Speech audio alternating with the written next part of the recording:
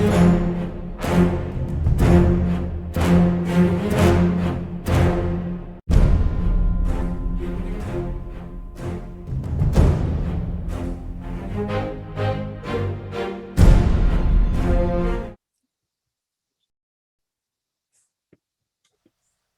know what's great there? What I was trying to do was unmute my mic, and I ended up muting everyone else. And I'm like, so now nobody can talk. Now nobody's happy. You know? Hi, hello, and welcome to Idle Champions Presents Fool's Errand. This is episode 1, 4, however you want to count it. It doesn't even matter.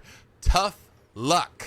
Now, I want to give you all a heads up. We got some of us have storms going on right now. Some of us are recovering from vaccines. We have a number of both technical and personal snafus we're dealing with. So, hey, you know what? If something goes catastrophically wrong, we'll recover and be right back. And if I crash, which I think I fixed, but let's be honest, y'all, I thought I fixed it last time, we'll also be right back. So, with that being said, let's meet our heroes, starting with the very appropriately dressed and piratey, Christina. Yarg, Avast hearties. My name is Christina Ariel, and I am playing Oriza, Asimar Cleric Bard, Pirate, and I'm just here for a good time. I mean, as one does. do I have to say stuff about myself? Because, you know, it's there. It's true. Mark? Hello, I'm Mark Muir. I'm going to be playing Bailoff the Entertainer, and I have with me his staff, but it's a very unwieldy prop to fit into a Zoom window, so this might be the only time you see it. And looking very forward to the second leg of our campaign. That is true. Also, it's theater of the mind plus, though. It's mind plus. Like, you can imagine the staff from the hint there. Returning champion, Aaron of the Thousand Evans. I'm Erin M. Evans. I am playing Havilar, tiefling fighter who's definitely here for some shenanigans. I maintain, like, what does she have against tieflings? Like, I mean, why don't you ever, like, fight other things, Havilar? I mean, why don't you just be, like, a tiefling fighter? Well, they keep being in front of me. And joining us for this next 3-part leg of our extravaganza, I know I said I was going to go in the order that we're on our stream, but I'm actually going to skip ahead because Jen has a multi-stage thing to share with us here, so I'm going to jump ahead to Adam. I'm Adam Bradford. I'm the CDO at Demiplane, and I am playing Briv Steelmarrow, and he is joining this because it is called A Fool's Errand. So I think it's pretty much this entire thing. He's the title character in A Fool's Errand. I mean, he is the eponymous fool. It is a very valid, very on brand. And last and certainly not least, new to Idle Champions, if you would, Jen, both introduce yourself and who you're playing, and also that super dope thing that you're wearing. Yeah. Hello, I am Jen Kretchmer. I am playing Alindra. Alindra is an elf cleric / diviner who is new to Idle Champions as of this week or soon. And I have a few familiars. I have Griff, who is my very judgmental owl, who usually is sitting on my shoulder. And then I have Grant. Grant is a baby blue dragon who was named for my friend Grant Imahara, who passed away last year. In his honor, we have added the Grant Familiar to Idle Champions, and all of the purchases of the Grant Familiar will be benefiting Grant's, the Grant Imahara STEAM Foundation, which is the foundation that was created in Grant's honor to celebrate his legacy, to celebrate young people in STEAM. So it's internships, it is scholarships, it is different programs to help young people who are interested in STEAM get involved. So you can pick up Grant in the game right now. Oh, there you go. You can have a blue dragon familiar, which is self-validating to begin with, and also make a difference in some people's lives. So definitely 100%. Check that out. Again, as you know, your votes in Idle Champions directly impact the flow of our stream. So tonight, thanks to you, the winner of a D6 inspiration dice on all of their rolls will be Alindra. So I know you're just joining us for the first time this week. So Alindra, anytime you got to roll a D20, just roll a D6 and add it to it, the whole show. So it's a pretty powerful bonus. Thank you. Don't thank me, thank the people. I am thanking the people. Oh, Thank you. that was you thanking the. Oh, right. No, it makes way more sense. Okay, right. Also, thanks to you, Havilar will receive inspiration on the roll of her choice, which, as you know, we have zhezhed up a little bit to make it a luck die. So you will have one luck die, Havilar. Whenever you make an attack roll, an ability check, or a saving throw, you can spend that die to roll another d20 and take the higher of the two numbers. So there you go. You can, even after you've rolled, if it was poor, you could use it then. Thank you, people. The vote for next week's episode starts tonight. Once you're done here, log into Idle Champions to weigh in and get some great perks for yourself as well. Also tonight, we will have 2 Idle Champions chess codes. The first of which is, I'm just going to say it, I'm not even going to attempt to spell it, a Fool's Errand. Which broken down is Afu Lesser Rand. There you go. It's like you're summoning something. Like Afu Lesser Rand. A Pro fool's tip: errand. when you need a verbal component, just take a phrase and break it up strangely. Chess codes. There it is, just chess codes. Chess codes are your verbal components from here on out. And the second one will be revealed after the break. Also, we are giving away the new unreleased Icons of the Realms Boneyard standard booster boxes. I've been told they're being released at the end of the month, so their release is imminent. I have these myself. They are incredibly dope. The mods, please drop a link into chat, and we will announce the winners for all 3 of those at the end of the show. Also, I believe if Alindra is not available now, she is available imminently to join your formation, along with the Pirate Havilar, Baloth, and Ariza skins that are all available as well. And with that, on with our story. Somewhere in the cold water far to the north, a drowish submarine from the Bregan Darth breaks through the surface of the water as the Scarlet Marpanath surfaces for the first time in 3 days, pulling up to the dock as the lid of the sub swings open. And a very, very exasperated halfling pops out of the top and says, Oh my gosh, like I didn't know we were gonna be down there for like 3 days. Did you got what? Are you can we go, you guys? Yes, I would say so. It's time to disembark, shall we? Where are we? I've been disembarking the whole time we've been on this ship. Get me off of here. Oh wait, no, let me just, you got a little, and freely hits you with a prestidigitation to like spruce you up again. Thank you. Wait, Havilar, how'd she get seasick under the water though? Like I just feel like it was fairly just straightforward. I didn't ask because when I talk about people being seasick, it makes me seasick. So, but we should get her out of here because I don't think it's fun. Also, you're standing in the way. That's why we haven't disembarked. From behind you, you all hear a voice in the very dark sub underneath. If left to their own devices, the drow have no light sources whatsoever because they can see just fine.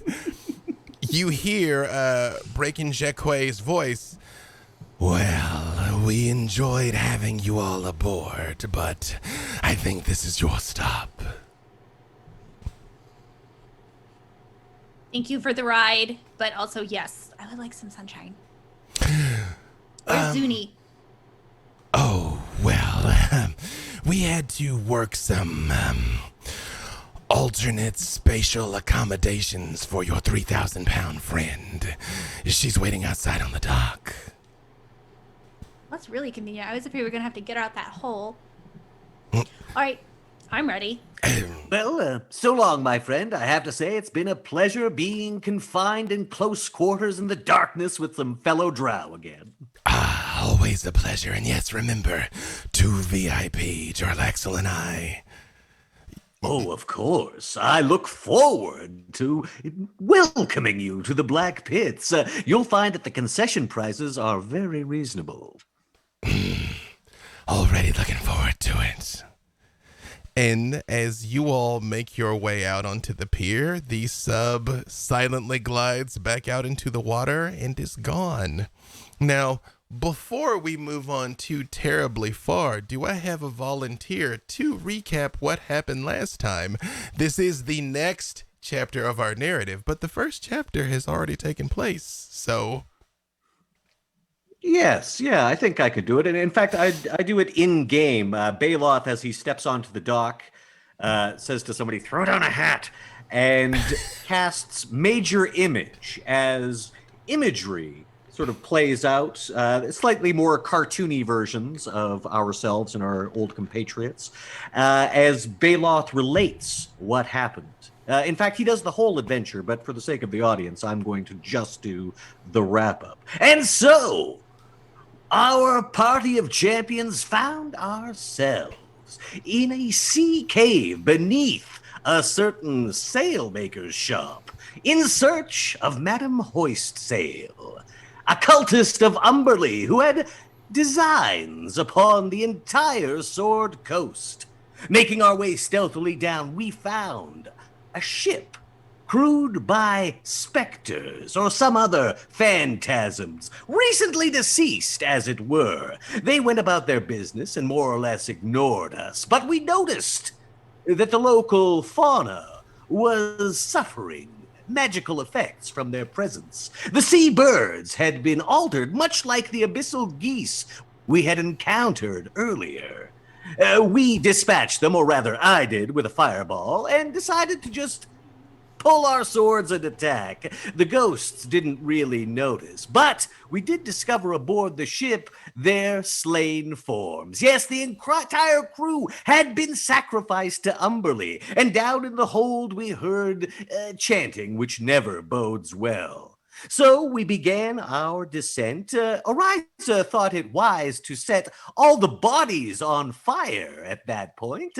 We were aboard the ship at the time, but I'm not going to question her strategy. We found ourselves in combat with Madame Hoistsail herself, and the summoned beast, which all the magical shenanigans had been for, a kraken, apparently one with an infinite number of tentacles. I wonder who we have to thank for that.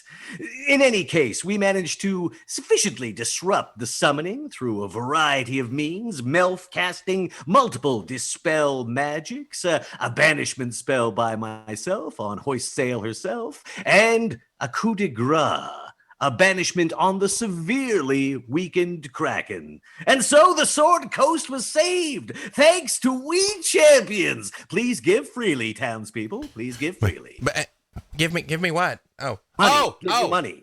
Yeah. Right, yes. Yay, Baloth. And you see, That was so good.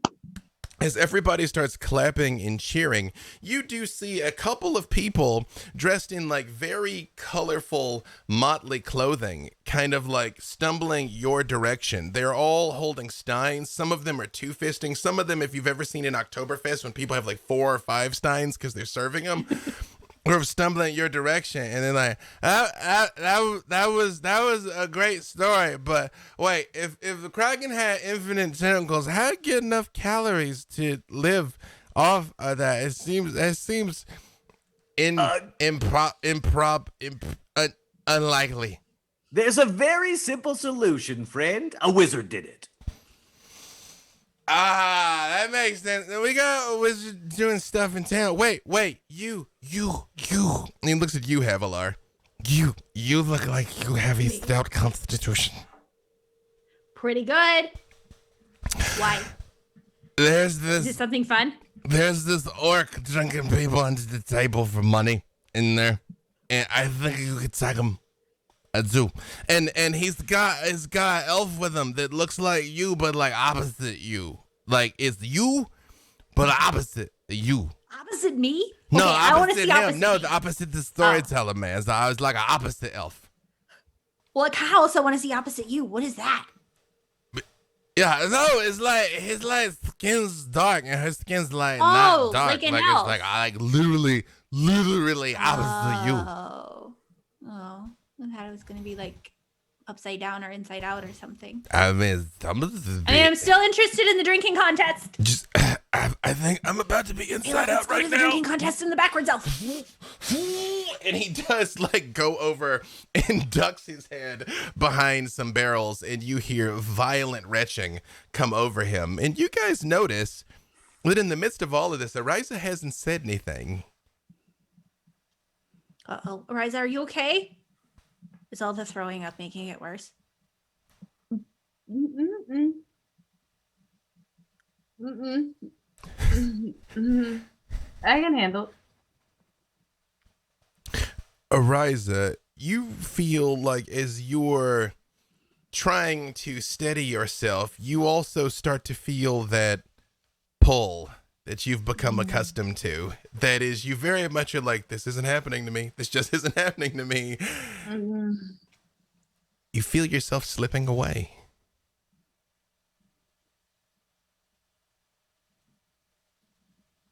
Do we need to jump up and catch her? Because I will catch her. Drinks can be deceiving.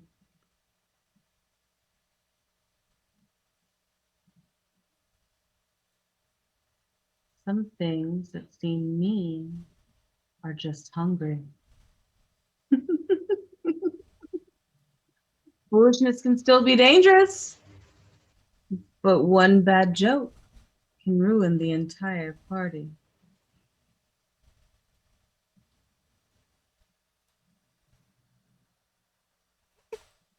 No, really, I can handle it. I'm fine. Ariza, you just issued a series of cryptic pronouncements. You did the spooky thing again. I got seasick? It's not really spooky. I mean, it's more of a condition. It's actually quite common. Most people, enough so that some people put medicine on ships for it. No, you did that thing where you're like, looks can be deceiving. Some things that are mean are just hungry. Like that thing you do. And you like laugh a lot. Yeah, you were prophesizing, I suppose. Yeah, that's true. Are you an oracle, Raja? Are you? I know I tell really bad jokes, but that was just terrible. That's true. Ooh, you said something about a joke too. A bad joke ruining a party. Oh, we're doomed if bad jokes are gonna ruin a party. But That's valid. okay, so you guys, I know I said Echo Bay something terrible was gonna happen because we were all together, but this time, there's only the four of us, so maybe we can just have a good time this time, and nothing bad's gonna happen. All we gotta do is not tell any bad jokes. We're gonna die. We're gonna die. Maybe we'll go out fighting though. That is true. That is true. As you guys look Fighting over, for laughs. as you guys No look, bad jokes. Oh, it's true. Doom. Hey, but nothing happened. Nothing Doom in the happened. first 30 seconds. Doom. As you all look out over this sleepy little town set against very towering mountains, it's kind of like the drow sort of like lets you off right into like where you can tell the town probably gets its water supply because it curves up fairly sharply. The nighttime mood in Hornfirth is one of mirth, friendly mockery, gluttony, off-key singing, and drunkenness. Not necessarily in that order. Every person in the village is seemingly gathered along its main streets, many wearing outrageous clothing of garish patterns and colors, never meant to be matched up in nature. Ariza, it makes you even more queasy than the sub did. Shops and houses have their doors flung wide for folk to share homemade drinks, sweets, and snacks. Raucous laughter rises everywhere at once, but trying to push through the hooting crowd is like navigating an obstacle course. The Festival of Fools is in full swing. And sure enough, people are out in the streets drinking, carousing, having a wonderful time, but you do hear a particularly loud "Oh!" come from a nearby tavern. He can't what yet. He hasn't even got up to go to the privy. Where is he putting all that ale? Did I hear, Havilar, did you say something about a drinking contest? The man who threw up said something about the drinking contest. Well, we seem to be here at a festival. Why not? Drink. Would you all like to head in that direction? I think so. As you all make your way over, and sure enough, as you look in here, so again, the streets is filled with people carousing and rebel rousing, and there's music and very off-key singing, and it is an incredibly festive atmosphere. Festive atmosphere. And sure enough, inside of this tavern, there is what looks like a battlefield. There are sentients of every manner imaginable, just strewn over tables, collapsed over booths, draped over barrels, empty steins line the floor, and there is an orc sitting at the table, looking completely fine. What does Briv look like? Briv is wearing nothing, it appears to be nothing, but a kind of loincloth, tabard kind of situation, and he has no boots on, completely barefooted, and he's got really just messed up, tousled hair. It looks like he probably hasn't slept or showered for several days. And otherwise, he just has a big tusky grin on his face. And you see that there are several empty tankards placed all around him. And it looks like he's been thrown down for some time. And you also see standing nearby, watching, perhaps only slightly disapprovingly, a very beautiful elf. What does Alindra look like? Alindra has a slightly bluish gray, very fair skin. Her hair is a silvery gray that fades to blue at the ends with one red streak that runs back through it. She wears a headband and is wearing a scale mail. Around her neck, she has a number of different charms. And on her shoulder sits an owl looking extraordinarily judgmental. Coiling often into her pack or onto her shoulders is a small blue dragon who peeks out, looks around, and then ducks back in. She also has a slightly smug look on her face. And what did you do with your shoes? Thou shalt not judge me You for had them mine yesterday. decisions. Thou shalt not either. Get thine owl out of this establishment, if And it is Griff going just- to look at me thusly. Griff's eyebrows just narrow. particularly Where's another? judging. None can stand against Briv the Booze Slayer. Havilar, The booze slayer. you very much hear none can stand against Briv the Booze Slayer. All right. So first question, can Zuni come in or does Zuni have to sit outside?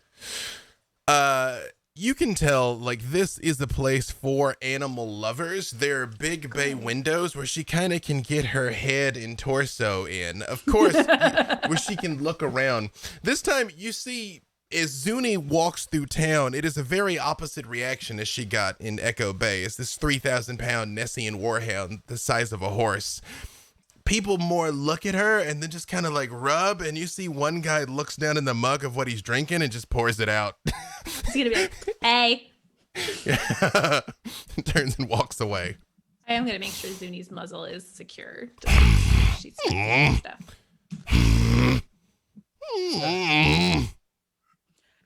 So Havilar is going to bound in and be like, are you the booze slayer? 'Tis I, Briv the Bold, Briv the Beautiful, Briv the Booze Slayer, Briv the Bodacious? That's a lot of names. There are more, but I am forgetting them now. I am several in.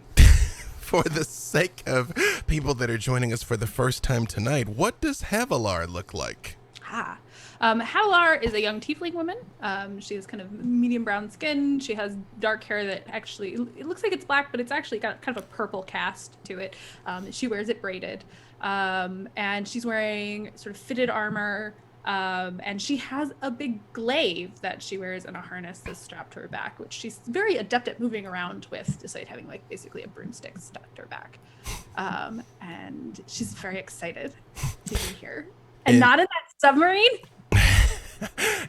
And her bossy sister is not here to tell her what a bad idea it is to get a drinking contest with an orc. All true. What does Baloth the Entertainer look like? Baloth is a drow with piercing red eyes, long white hair, which he lets flow freely. He's wearing black in the tradition of drow, though you can see that there are deeper purples within that. Oddly, he has absolutely no spider motifs at all in any of his clothing. And he's carrying a staff that looks like this. And last but certainly not least, Ariza. Ariza. What does she look like? That's all. My kid just threw a ball at the door. I am an Aasimar cleric bard, and you look at her, and she has golden brown skin, and she has her hair in an afro. She is adorned in pirate gear. She's wearing an all white ensemble and boots, and she has her brown corset, all gold accents, and she's kind of baller. Both Alindra and Briv, give me either perception or history, whichever's higher.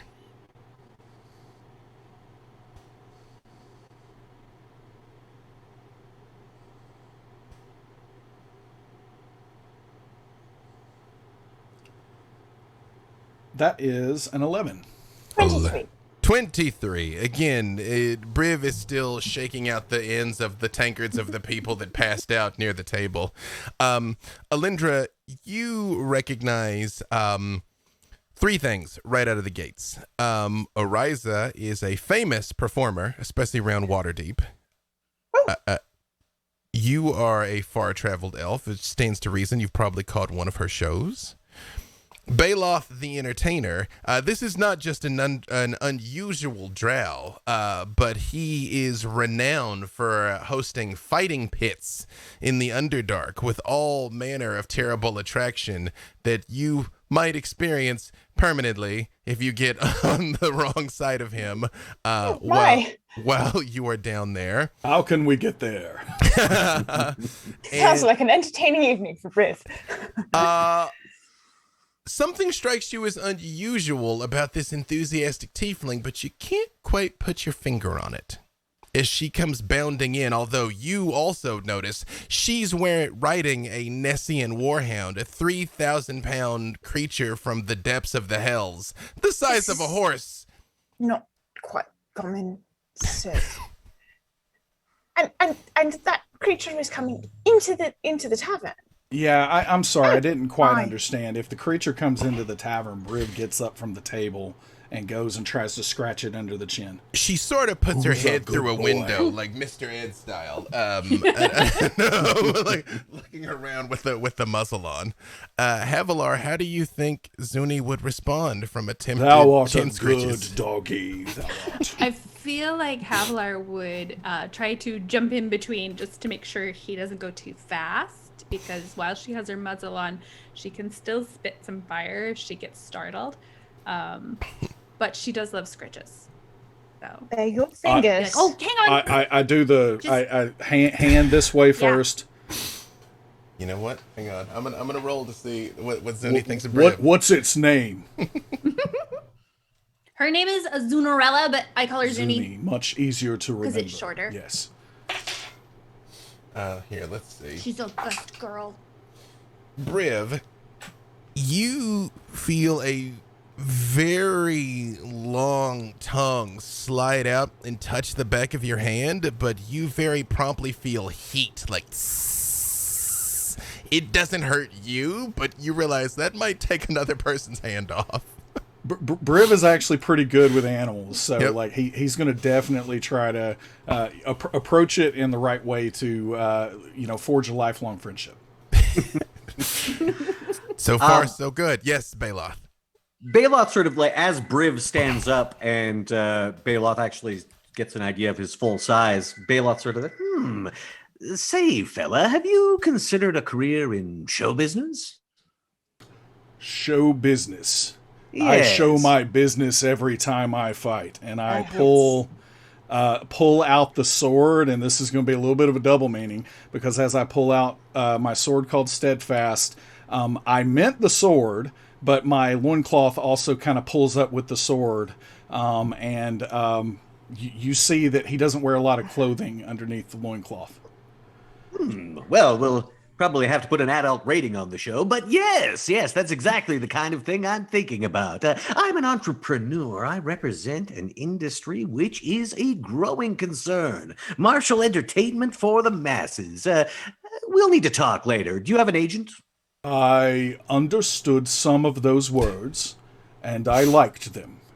Good, good. So we shall discuss at a later time, perhaps when I have someone who understands you alongside.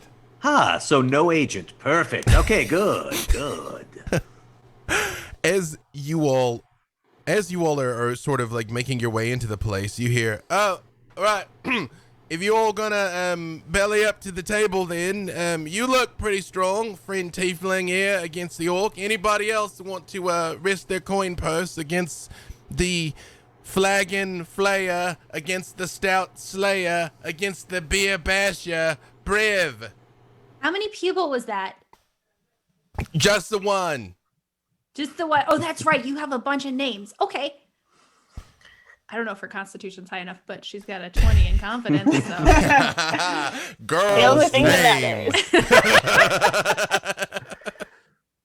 Baloth looks back and forth between Havilar and Briv and goes, I don't think I could take either of them, but I will take a drink, thank you.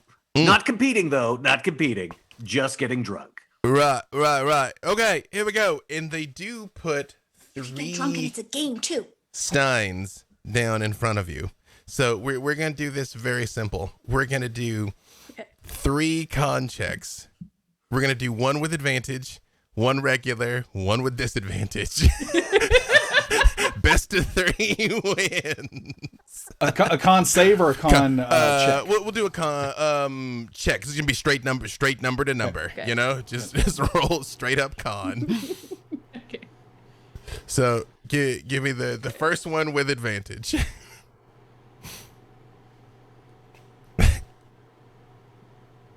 It's a dirty 20. I got a 21. First round, Havilar, you were expecting worse, especially with like as sloppy as everybody is kind of around here, but it's nice. It's kind of a honeyed mead. Ooh. You can still see when you guys are coming in, there's still snow in the mountains, but it's the time of year that spring is coming. So it, the season, the wheel of the season is turning, but it's still pretty chilly, and you feel like this is something that would probably warm you up on a chilly night, but you sort of like down it, and it's pretty nice. And as the barkeep gets in and like looks really close at you, Havilar, and then just elbows you, Briv, and goes, "Oh, I don't know, mate. I think she might have you this time. She might." There are another one? only winners here. That's what I'm thinking. They bring out another round of drinks. All right, so this one is straight Constitution, just head to head. I rolled an 8. Oh no. Yeah, that's a 16. Overconfidence, Havilar.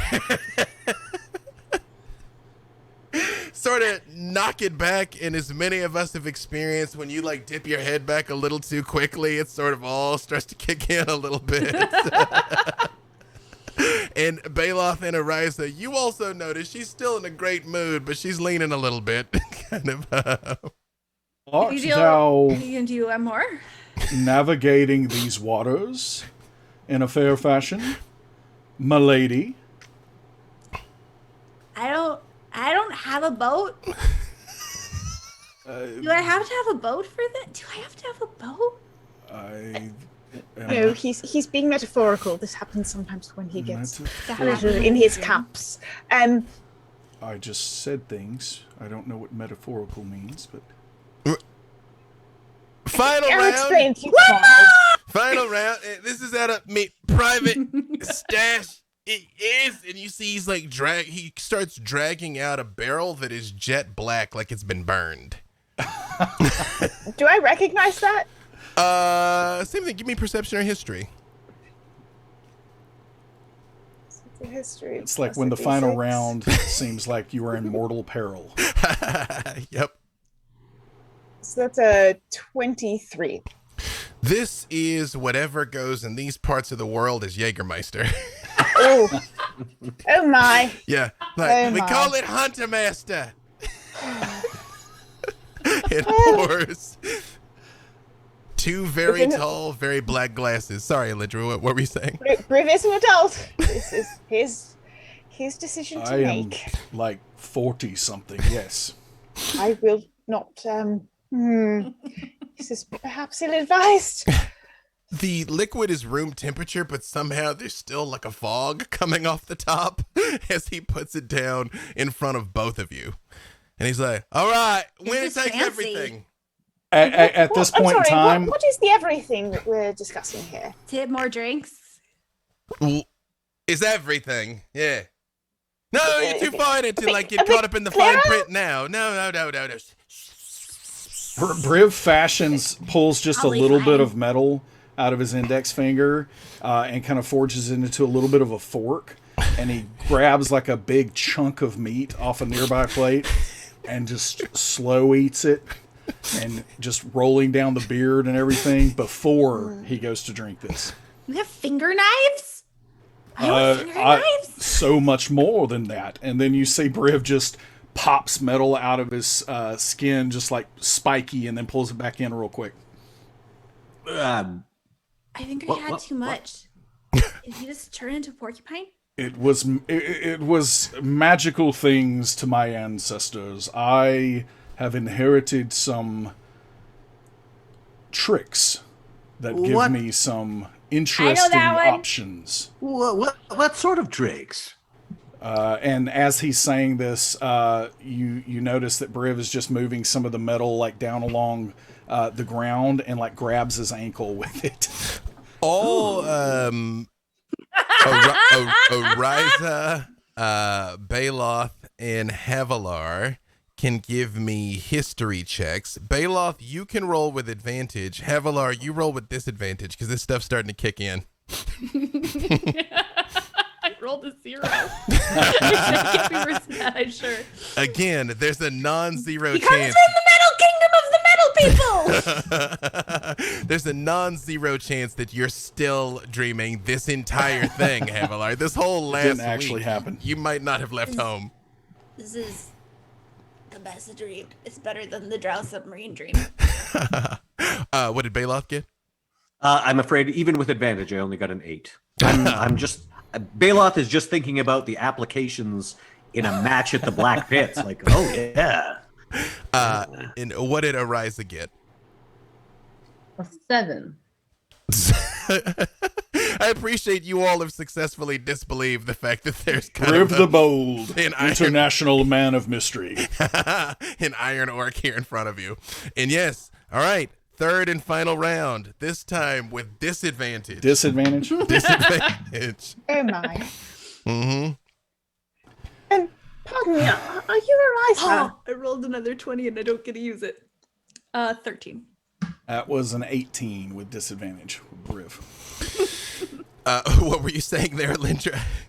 Oh, I have a particular fondness for bards because I am a worshiper of Akma. So the storytellers, the lore keepers, are my people. Well, you know this particular bard I is am- famous. Delighted that she's here.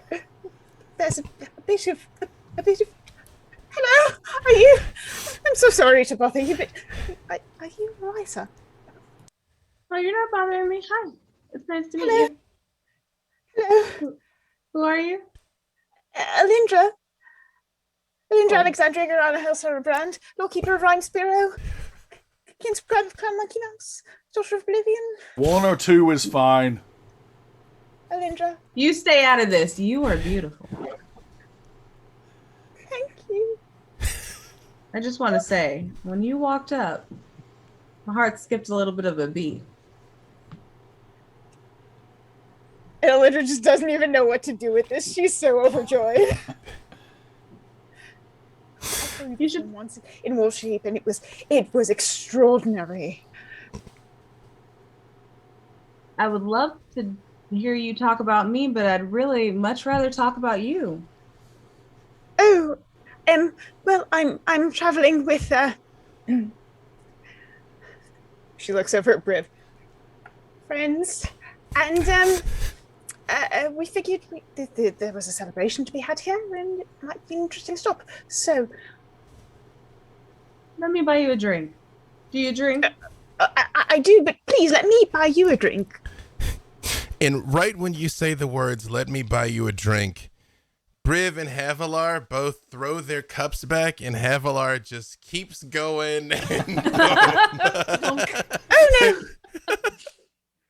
Oh no!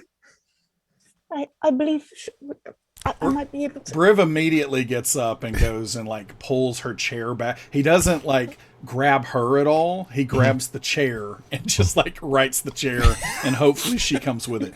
It tastes like licorice and bad choices. I have been there. Baloth grabs Briv's wrist and holds it aloft. The winner! The winner, ladies and gentlemen! Hence, Huzzah! soon to be a featured attraction at the Black Pits. The I most don't know where marvelous- that is, but He I doesn't love know it. where it is yet. You see a small crowd has gathered because everyone can see Zuni from across the way, and as they get closer, kind of like peeking their eyes in at these unusual people. And the barkeep comes back with a small stone box, and he's like, well, normally this wouldn't be till the end of the Festival of Fools, but I don't see anybody topping you. Here you go, the champion's signet. And he puts the box down in front of you, Briv. I open it like a child on a holiday morning. Thanks to you, the players of Idle Champions, you all voted that Briv Steelmarrow would receive a magical item this week. Although I, having some experience with Briv, know that he needs neither weapons nor clothing. And as such, you have been given... Argue with the clothing bit. Not that For I don't everyone want to give it to else's him. sake. He just won't put it on. A ring of evasion. This ring has 3 charges, and it regains 1d3 expended charges at dawn. When you fail a dexterity saving throw while wearing it, you can use your reaction to expend 1 charge to succeed at it instead. Excellent.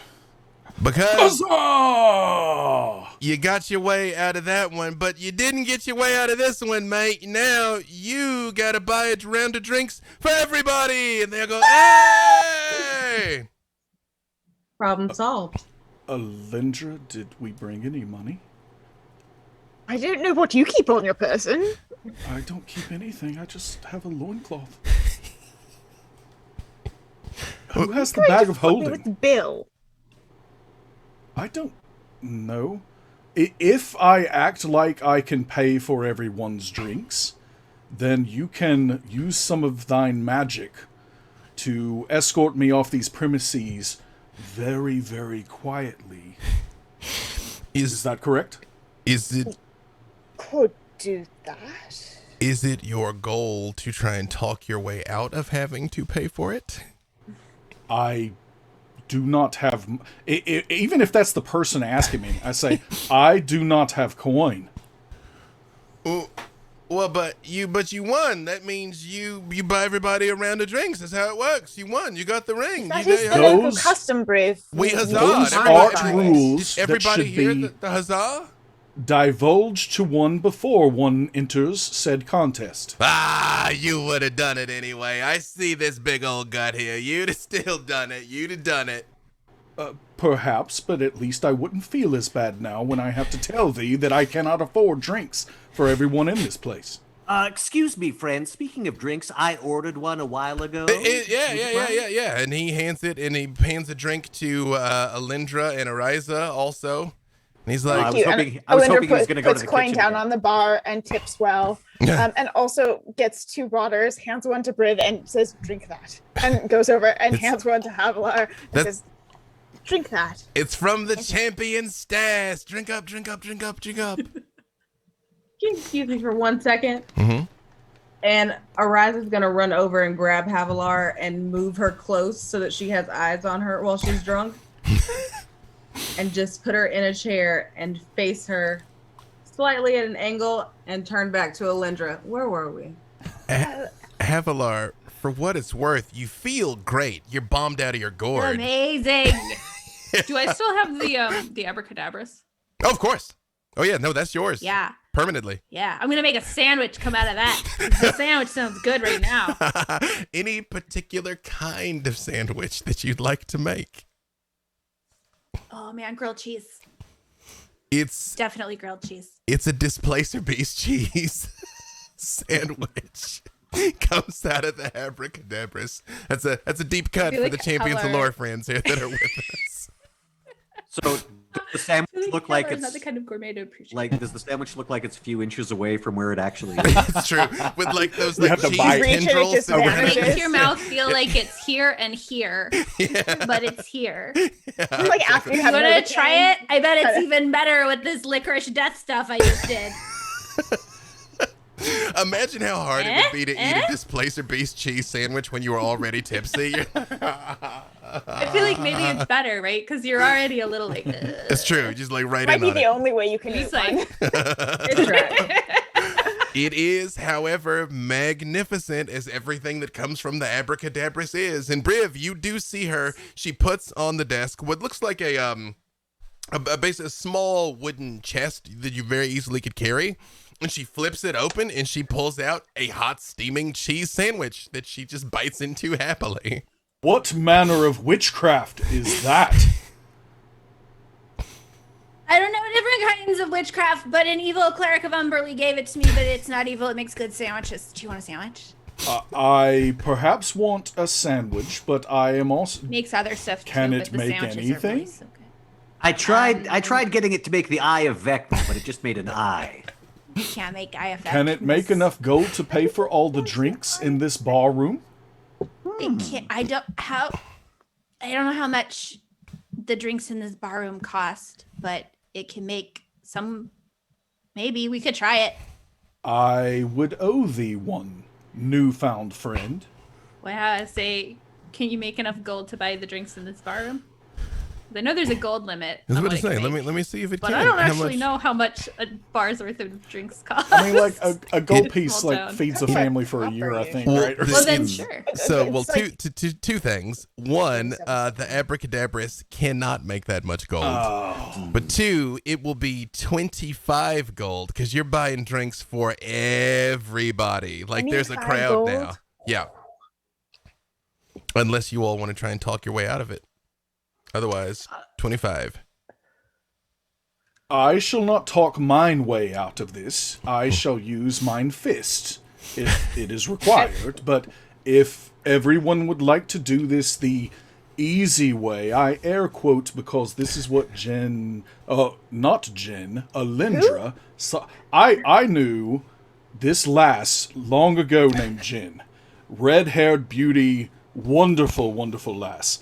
But Alindra tells me all the time that I am to use the easy way, which is for some reason not using violence or mind fist. That sounds boring to me, Briv. Like this Bailoff. Though there's also the simple way of just paying 25 gold. Drinks are on me! And me! And Briv! Requirement. This, oh yeah, Bailoff and Briv, woo! Do you pay for the drinks, Bailoff? Oh yeah, Bailoff pulls like 3 platinum coins out and says, keep the change, friend. Oh, Huzzah! name my next son Bailoff, I will. Hey, all right. And Is there money like that in these black pits? Oh, yes. All the money I'm you sorry, could think of. the Black Pits. Yes. Perhaps you've heard of our fine establishment. I have. Is Briv, that's not sort of, I mean, you might do well there, but it's probably not the place you'd want to. Why? It's your life.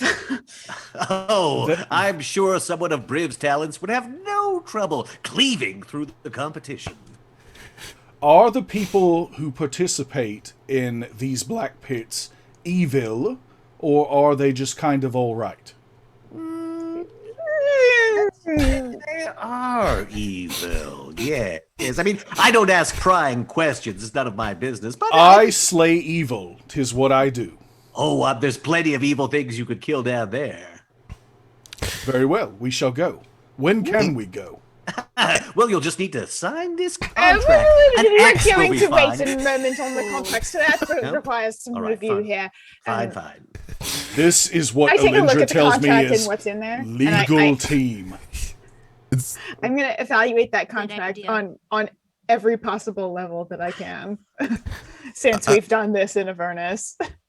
Yeah, you see a number of it looks like this contract probably was drawn up by an infernal lawyer. Baloth probably farmed that out. He actually, yeah, there's a legal firm, and you see that like its address is like in Avernus. Oh, yes.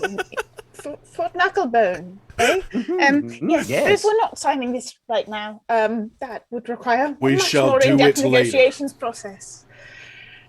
As you all are here, sort of like looking over the contract and trying to figure everything out, Ariza, give me a perception check.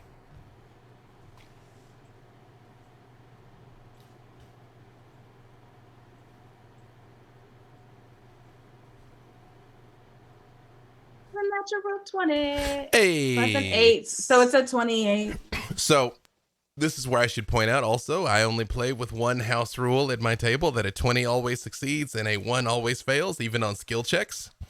Ariza, as you were sitting there, and now there is like a big crowd of people, like it's kind of shoulder to shoulder as the word free drinks has spread through a town where everybody is already getting toasty.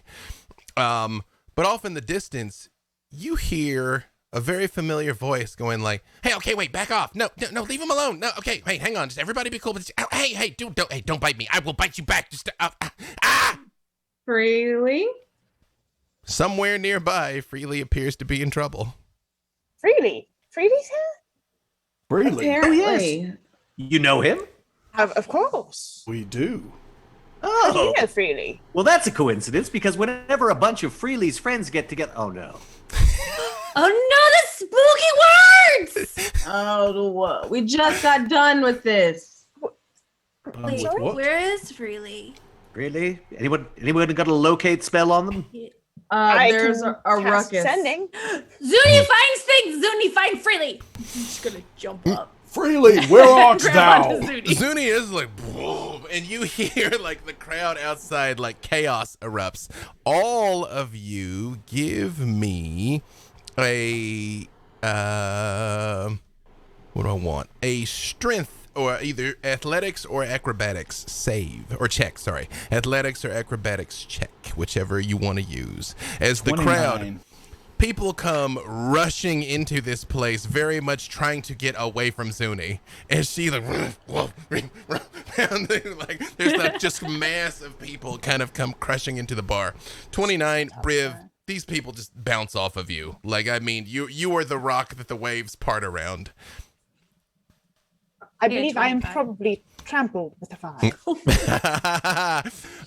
You do notice that, like, Briv immediately, as everybody just runs into you, and even Havilar, while tipsy, just with laying against her glaive, is still stalwart. You do see Alindra almost get picked up and carried away like she's involuntarily crowd surfing. No one wait, shall please, take my no, Lindy. Baloth? I got an 11. Okay, and Ariza? I got a 13. Was that Dex or Acrobatics for you, Ariza? Acrobatics. Same thing, Ariza, you're used to having to perform while people are dancing in crowds. You were pretty easily able to just kind of like step to the side, move out of the way. Bailoff, you also kind of just get pounded by this mass of people, but you see a lot of very thickly bearded men that are like, we heard you're paying for fighting men. We some of the best fighting men around. Come on. And you know when people are like way too drunk and way too friendly and kind of like getting a little handsy and like very much still kind of just pushing all over you, Bailoff. I cast levitate. I'm up near the ceiling now. Sorry, friends. Only have so many contracts to go, but there's always a need for cannon fodder. So please keep me in mind. Here's some pamphlets. So, He called me Bailoff cannon fodder. in Alindra, you guys very much get your feet stepped on. You get kind of like bumped around a little bit, and you will have disadvantage on deck saves until you take a short rest. Ooh, okay. Everybody, thanks to the players of Idle Champions, there's a little something extra in these drinks. He wasn't kidding when he said he brought his own special supply, and he did. But it is strong. Much stronger than you think that you were ordering, which will come up again. But as your pulse elevates a little, you become aware that you're like, ooh, that was a very special vintage that he has served you all. Okay. Havilar, for having lost your drinking contest, you will have disadvantage on con saves until you take a short rest. You're a little. Okay, let's lay down on this bench right here. However, Bailoff is elevated to the ceiling, and Briv, you are able to kind of pull Alindra through here again. You get kind of butted in some shoulder checks, but you're back together again. But you do hear Freely yelling somewhere in the distance. Let us find our friend. You guys gonna make your way out? Yes, I want to climb out the window Zuni had stuck her head through. Excellent. No problem at all. And there is a Zuni-shaped swath through the crowd. I wanted to grab onto her harness and I missed. Very It was a good much. plan. It was a good plan. It was an excellent plan. An excellent plan. Zuni is the one that didn't pull her into the deal. Yes. Were you going to say something, Bailoff? Yeah, I'll fly out on the carpet. If anyone would like to join me, there's room for another person. Bailoff, as you hop on the carpet and make your way out of the window, it immediately trembles for a second and just plummets. Whoa. Is the levitation spell I cast still working? Mm-hmm. And it doesn't crash enough to hurt you, but you very much are like up, and oh, nope. Just back down to the ground. I'll look at the carpet with detect magic.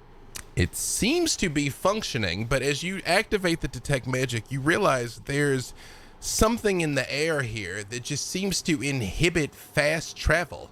It's difficult to put your finger on, but you get the distinct impression that flying, teleporting, even plane shifting, a lot of that stuff doesn't work here for some reason. Even your levitate, you went up to the ceiling, but you start to think if you tried to, because technically there's not much of a hard limit to how high you can levitate till the spell ends, you don't know that you could go much higher than about 10 feet. Interesting. I'll try levitating the carpet just 6 inches off the ground. Will it still move then if I stay at a walking pace? Like it tries and... Did your carpet get drunk? I'm not sure. It's had enough spilled on it in the time. It's shag, it really soaks things up. But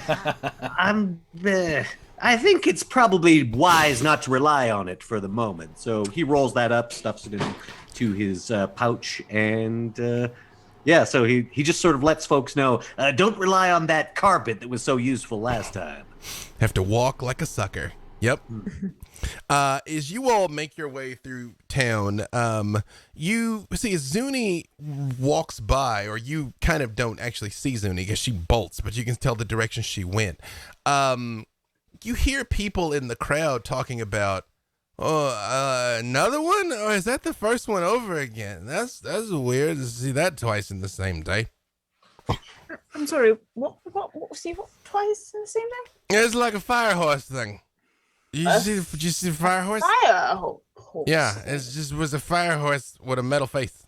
But it's the second fire horse I see. I don't think the other fire horse had a metal face. I see a fire horse. Does with this a pale sound like face. anything That's I'm cool. familiar with? I mean, Zuni does have certain fiery elements and was wearing a metal muzzle, but other than that, just the description of a fire horse. Give me either history or religion, Alindra. Oh, that would be a natural 20 plus my d6. Well, with a natural 20, there's all So that's already a 32. So it That is is- ultimately a 33. I high can mean, we get? that's what she does. She knows things. Can I know things, apparently? Apparently, did you include your D6? Let's just ramp I it did. all It's a up. Okay, 33. great. Yeah. Well, there's lots of flaming horses. Like, none of them should be here. I mean, there's things like nightmares that literally are like black horses Not wreathed be in here, flames. no. Yeah, but like, you can't think of anything that should be indigenous to this biome that would fit the description of a flaming horse. No. This is quite strange. Where was the other flaming horse? Yeah,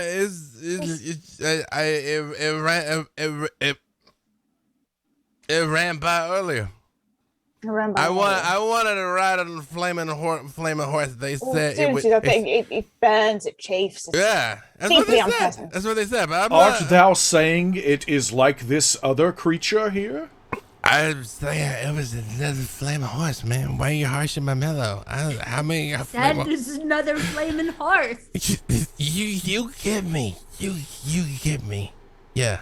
Huzzah! You want some of whatever I'm still having? You want? Some I of this? shall crush thine marshmallow even further if thou dost not answer the question. Wait, why are we threatening people? That's not Yeah, Course. why are you threatening me? You don't I am threaten trying to me. understand Less on if the there is defense another side. creature that I shall add to my You are staple trying to of understand. collection. You're trying to escalate. Why we is need this to guy- de-escalate. Threatening me when I'm just trying to have a good time, man. Why are you just I saying? just want to better. find where the other flaming horse I'm is located. I'm not sorry what I meant. Oh, the if I'm interfering with your evening, officer.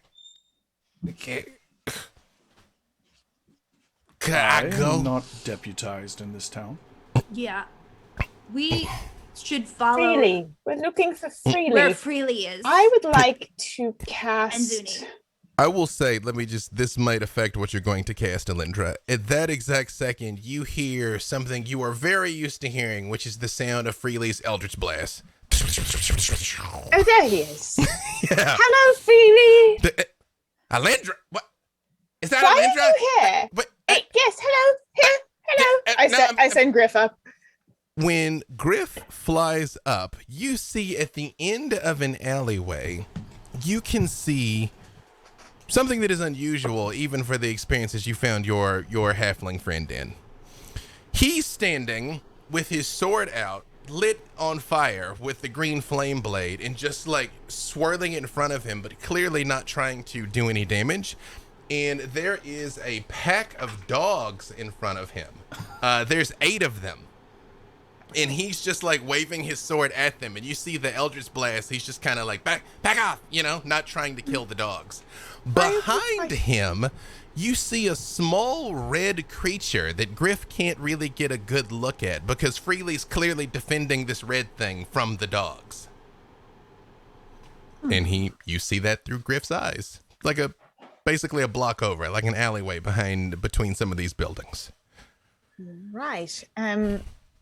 Perhaps we should go there. Freely's over there, and I'd point. And there's a block in like over a block here, a bunch of dogs, and some strange red thing that he's defending. And I'm As soon not as sure Briv what hears it dogs, is. he takes off running. Just follow Briv. He tends to carve a pathway in between the people. I'm just like, Why as I'm am I running, I'm just so- shoulder checking people, shoving them Dogs out. here of the way. uneven. If everybody you shoulder check, be like, oh, hey, oh, what's that dude? Yeah, that dude threatened me. Oh, You see metal coming out and just kind of like moving people this way and that. in Balot's gonna just run in Briv's wake, but sort of like stroll along behind him.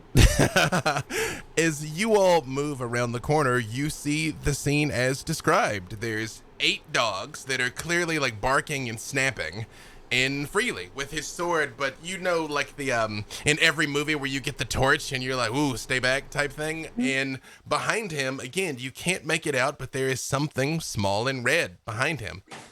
Freely, explain thyself. Why art thou fighting these dogs? Briv, hey man, Tis What are me. you defending No time here? for that right now. Why art thou attacking these good boys? Alindra, are we dead still? Hang on, what are you doing here? No, no, we were here to celebrate.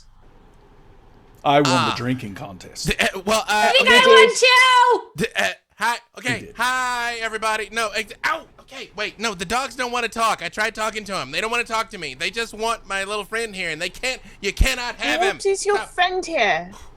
You see, as Freely sort of moves out of the way, behind him, you see a creature that stands about 2 feet tall, that is up on its hind legs with its paws out, attempting to look menacing, very ineffectively. It is a little red panda. It's like, and the dogs are biting and snapping at it. And every time you see one of them reaches up and Freely actually puts his clockwork hand in its mouth and gets bitten and just like pushes its head back. And he's like, I'm trying not to hurt these things. We don't want to hurt them, huh? I mean- all right. Did Zuni not come over here? Yes. Well, here's the question that I need to ask you, Havilar. If presented with 8 normal dogs and her muzzle on, what would Zuni do?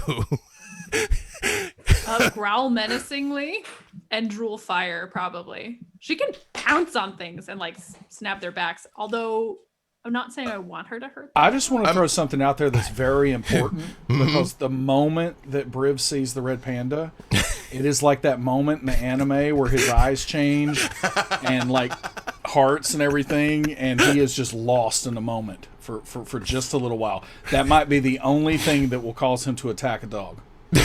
I will say, Zuni's growl rumbles through the night. It's more felt than heard on a primal level. And you do see 4 of the dogs turn and rotate and look in your direction, but don't do anything. With Zuni standing there, and you hear the like hiss of the flaming drool kind of hitting the still cold ground out of her face. Now, as it's getting darker and darker, she looks pretty metal right now with the flames in her mouth standing there. But it seems to be a little bit of a stalemate. But the other 4 dogs are still clearly trying to get to this red panda, and Freely's clearly trying to stop them without hurting them. You know what? Just even though this is a simple encounter, let's get it out of the way. Let's go ahead and do initiative.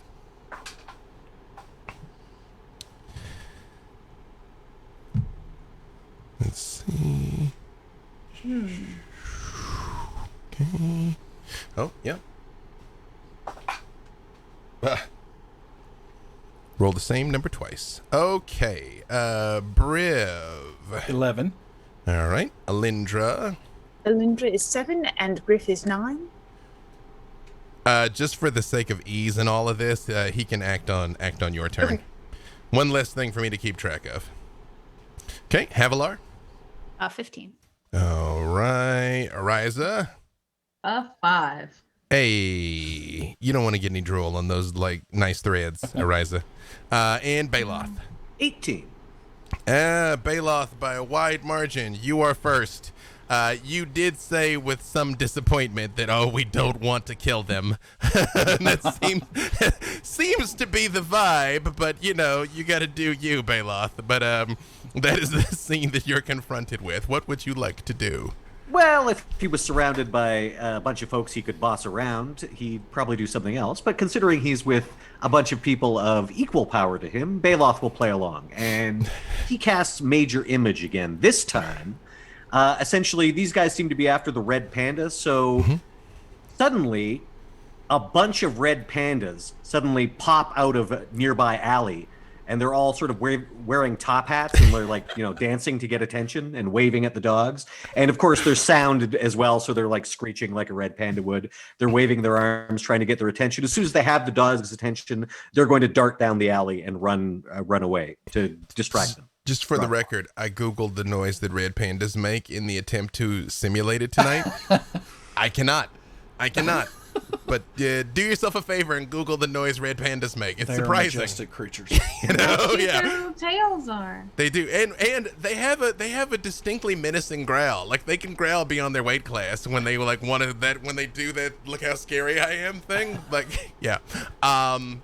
Oh, and of course, I can also do smell effects. So Yes. like a few of the red pandas are waving, like those long links of hot dogs, like big sausage links, and like one's the got red one's, pandas that smell like cheeseburgers. and one's got like a pork chop, and they're so they're, what is your save DC? save DC is 19. And is it enter charisma for you because you're a sorcerer? Is their save? I believe it would be charisma. Briv, super got to give me a save, Briv. For what? To What am I see- saying? To see whether or not you believe this cloud of red pandas.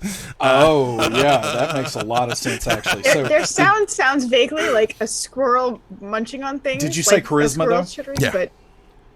But bigger. Yeah. Like I got a 29, so I'm Oh yeah. fine. All right. it's deeply unsettling. You know, Briv, you're aware that they're an illusion. It's just really sad that they're an illusion. And he says this out loud as this is happening.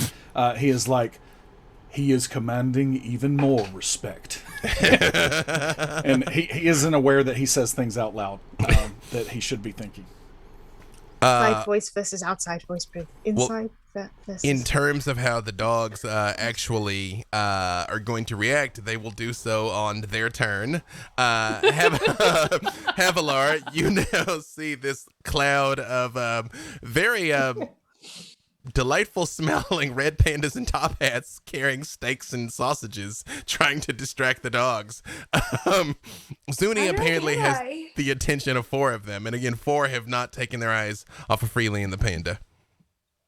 Okay. So Freely said we're not supposed to hurt the dogs. I mean, ideally. Ella is good at hurting things, but she's gonna listen because she is drunk, but she's not that drunk. And the only thing she can really do is pull herself up onto Zuni and kind of nudge Zuni forward and say, "Go get Freely." So she's going to try to get the hellhound down the alley so that she can pull Freely and this adorable creature she's not 100% sure she's not imagining up on Zuni's back, where hopefully they will be out of reach of the dogs. That is a very valid thing to do. Just for the record, you always have the ability to attack and do non-lethal damage. Like anytime you could do that. Like you just See, hit but with the I flat of your had a blade. lot to drink, so I don't know if I can pull the swing. Sure. Because sometimes I just like the feeling of really like, ugh. So, That was perfectly timed there, Mark and Jen, what they like at the Stein placement there. Brava. Yes. Yes. Zuni thunders forward, and you see the 4 that she had their attention definitely get out of the way. And you get close to Zuni, and he goes and freely looks. He's like, "Oh, okay, wait, okay, Cinnamon, we gotta go. Wait, what do you mean you're not getting on the back of that? Wait, no, come on!" And he tries to pick up the red panda, and it pulls back and rears at him too.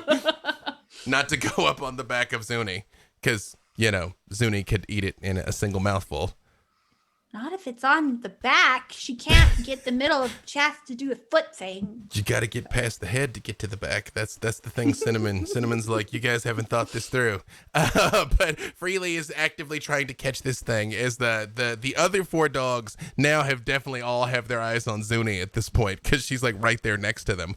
Briv, you see this scene now. There's again, the 8 of them have kind of parted into a group of 4 and 4 as Zuni's kind of like charged through them and are very much like biting and nipping, but have not attacked yet. So Briv, you see for a moment, Briv is like concentrating on something. He's closing his eyes like really, really hard. Like it looks like he's trying. It looks like he's straining against something. And then he rushes forward and he says, "Thou art bad dogs, bad dogs." And as this happens, you actually see that Flosholo, Flo for short, a Flumph, comes hovering back over his shoulder and goes on the other side. "Give them the stank, Flo." And then you see Flo unleashes the cloud of stench.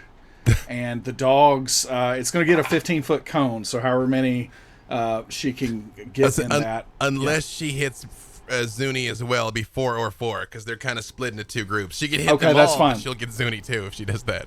We'll say Zuni does look pretty tough depending decisions. I'm gonna try to get them all. I'm gonna try to get them all. All right. You might get Havilar's I wrath. was about to say Havilar. So what's the save, by the way? It's only a DC 10. But I mean, what kind of save? Oh, dexterity. Sorry. Yeah. Okay. All right.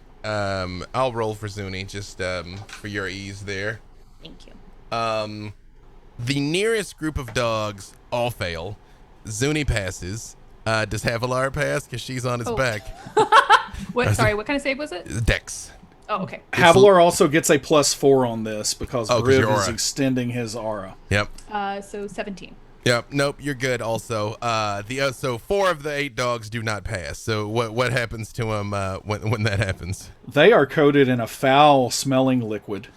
A coated creature exudes a horrible stench for 1d4 hours. So, do you want me to roll that, or Yeah, just because it might be relevant later. So let's that's see. 3 hours? 3 bag of stinky stray dogs. And basically, it's poisoned as long as the stench lasts, and other creatures are poisoned while within 5 feet of the coated creature. It can remove this by bathing as a short rest in alcohol, water, or vinegar. Perfect. All right. 4 of them are met. Although what does it have? Any mechanical effects? Poisoned. Poison, okay. Conditions, so Poison. disadvantage on all things. Perfect. All right. They look like very sad, very dirty dogs now. Alindra, it is your turn. Is Zuni through the barrier yet?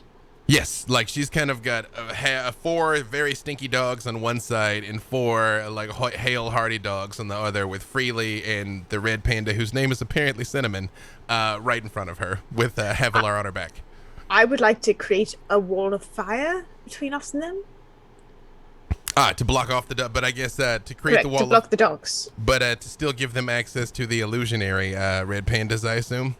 Yes, Okay, perfect. You because I thought the pandas went in the other direction. they did, to draw. but the dogs Okay. have not reacted yet. So it's like Right. imagine it's like an alley. End of the Right. alley is the panda and Freely, Zuni and the dogs. You guys, red pandas trying to beckon them out, away from there, and you could Right. drop a wall that would Right in between us and them. Yeah, that's what I'm doing. Perfect. Zuni's butt. She is immune to So- fire. That's true. Zuni is immune to fire. Havilar isn't, but Zuni. No, I'm in the front though. This just wall catches half the dog. It's That is okay, true. right? If that's how it works. That probably counts, like, how when cats like it when you scratch them, like, right above their tail there? Like, Zuni probably, like, would like a wall of fire. Like, all right. Feels like home. So any creature within its area must make a dexterity saving throw. Is it your intent to drop it on the dogs or just to corral the dogs away out with It was mostly to corral the dogs, but Yeah.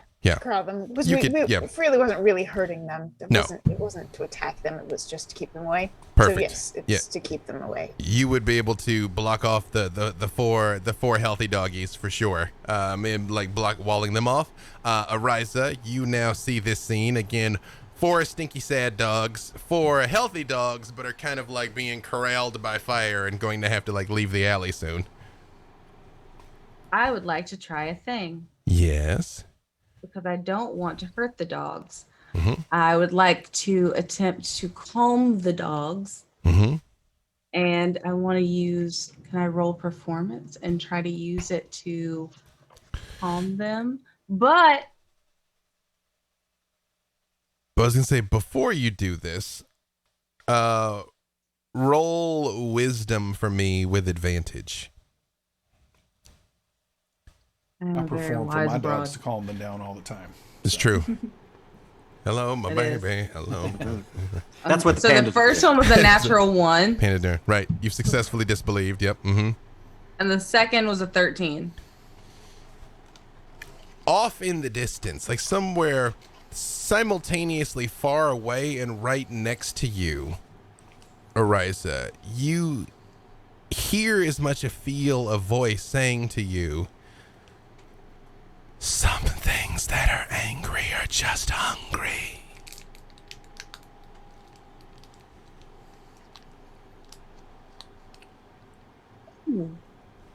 So Ariza reaches into her pouch, and she had shoved a bunch of bar nuts into her purse. Mm-hmm. And she took those from the tavern because she was like, just for later. Just want to make sure. Because, I mean, Alindra was distracted and she was hungry. Pocket nuts, yeah. Everybody's got pocket nuts. What are you talking about? Literally. So, but while she goes around and she's going to run around the puppies, and she's going to say, boop the snoot to calm the pooch. Sometimes all you have to do is scratch the chin and boop the snoot. If you want a pup to soothe, there's not much to use to do. Be so kind and boop the snoot. And she's booping the snoot, so she's like tossing nuts like into their mouths. Did you hear that? She sang for us. She sang for the dogs, Alindra. We got to watch. But you can have it if you like. I can change the words. You see immediately these, like, you know, very intense, snappy dogs, like ears come forward, tails go down, happy faces all around, like lick up the bar nuts that you've brought out there. And all 8 of them, let's see, all 8, literally rolled 8, look very happy, except the poison ones look kind of happy and queasy, but they all clock those red pandas at the end of the alley and bolt. All 8 of them run after the illusionary pandas and out of this area. And as the dogs start to charge towards the pandas, they put their top hats back on and they all get on unicycles and ride away. And you Of course they do. successfully guide them away. And you hear over at the other end, Freely, who hasn't realized this at all, is like, no, these people are here to help you. I promise you they are. Like, just like, Zuni is not going to eat you. Zuni can't eat you. She's has not a allowed. muzzle on. Yeah, right there. And- Oh. Wait, no barking. And of course, Zuni is very much looking at Cinnamon like she absolutely wants to eat her. But, you know, and you see Freely sort of turns around and he's like, no, Cinnamon, meet my friends. I don't know why you guys are here, but I'm really happy to see. Wait, oh my God, Briv. And he does run up and hug Briv and goes, ow, you're so pointy. Ow. Apologies, and I pull the medal back. Yeah. I just, man, I haven't seen you since like freaking Hooperdoke. Like what the? 'Tis been a lifetime. It seems How that we art find thou? you constantly in places where there's excessive drinking, really. In trouble. Well, okay, wait. To my credit, the last time I ran into you, Alindra, like you literally fell out of the sky. It was your turn to fall out of the This is sky true. this time. Just think about it. Yeah, but I'm so happy to see you. And he does just like give you a huge hug. Hello. Who is your friend here? Oh yeah, guys, this is Cinnamon. Cinnamon is apparently a red panda. She's not too talkative, but that's okay. But she did tell me her name, and Cinnamon is still very much up on her back leg doing the menacing red panda thing.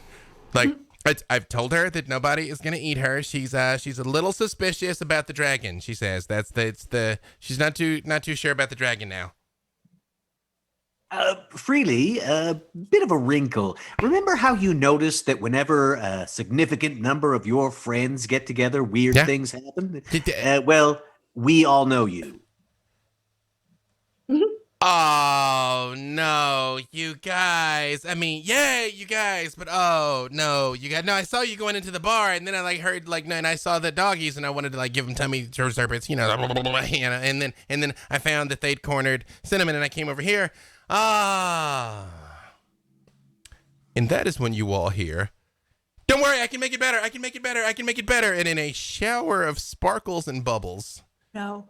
a pink Holophant appears right in the middle of the alley. Oh, Bubbles! Bubbles. Yes. Hi. You know, whip Hello. slave. But you do whip it around. She's like, The "Well, last 2 times you broke my voice. I'm just here for the party. Like, what are you guys doing here? Like, I saw you in Echo Bay, and don't get me wrong, we had some laughs, but you guys follow me up here is a little weird, okay? Like, you're getting a little clingy, right? I assure you, no one is following you. Bubbles, I know you're trying to be helpful, but you hexed Havilar. And then all of us. Okay. Wait. Well, see, like right now, like you guys are still doing this pirate thing, which is great, but that's kind of like a southern thing. Like you're up here now, and things like, or they're doing things differently for the Festival of Fools. Like you need to be like colorful. You need to be like beautiful. Like the people of Hornfirth are discriminating in their tastes.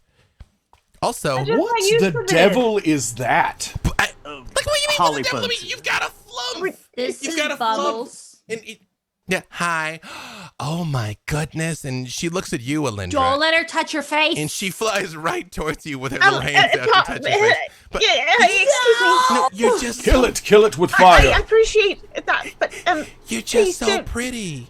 Yes, but please ask permission before you touch people. I don't particularly That's- like being touched by people I don't know. I think so I am please, pretty. if you could just. No, yeah, no, like you're like super metal, dude. Yeah. Okay, wait, okay, all right. So here, I'm going to make things objectively better. I'm gonna help you all fit in. You'll be glad I did. You're gonna love this. You're gonna love this. Yeah, no, the pirate No. thing, it's very cool. Stop her, It's a stop great her, stop luck. her, stop her. But just okay, hang on. In a shower of sparkles and bubbles, all of your outfits change again into something very fancy, Oh my! but very fancy as a chaotic Holophant that may be colorblind My! would take into account. So it is motley, to say the least, but I will let you all tell me what you look like after Bubbles does her thing for you. Very much trying to help. What does Baloth look like now? Baloth is wearing. If you ever seen the movie Labyrinth, what David Bowie wears to the ball, complete with outrageous codpiece. Oh no! Get your hair to do that exact thing too. Yeah, Like, that's what the- it's- yeah. Yeah, that's. Why it's the would weird anyone sort of wear a codpiece? spiky mullets? It's like, well, keeping the family jewels intact and whatnot. But still, I've worn worse. What does Alindra look like now? Oh gosh, it's fancy. It's formal wear. I think Alindra has like a corseted, bustled gown, probably in some vibrant color that she normally would avoid, maybe some sort of magenta, and it's just overly detailed, very ornate. Everything is embroidered, and but this is quite impractical to move in. Can't. And I think logic and reason have been her long sword and her she has a mace where the top of the mace looks like a spell book, and it's where she keeps her spell book. I think they have been sort of gilded for the occasion to match the garb. It's You quite say a lot. you say gilded. They've been bedazzled. Yes, they have 100%. But bedazzled with love, though. She's With love. She's trying to help. What does Dazzled with love. what does Havilar look like?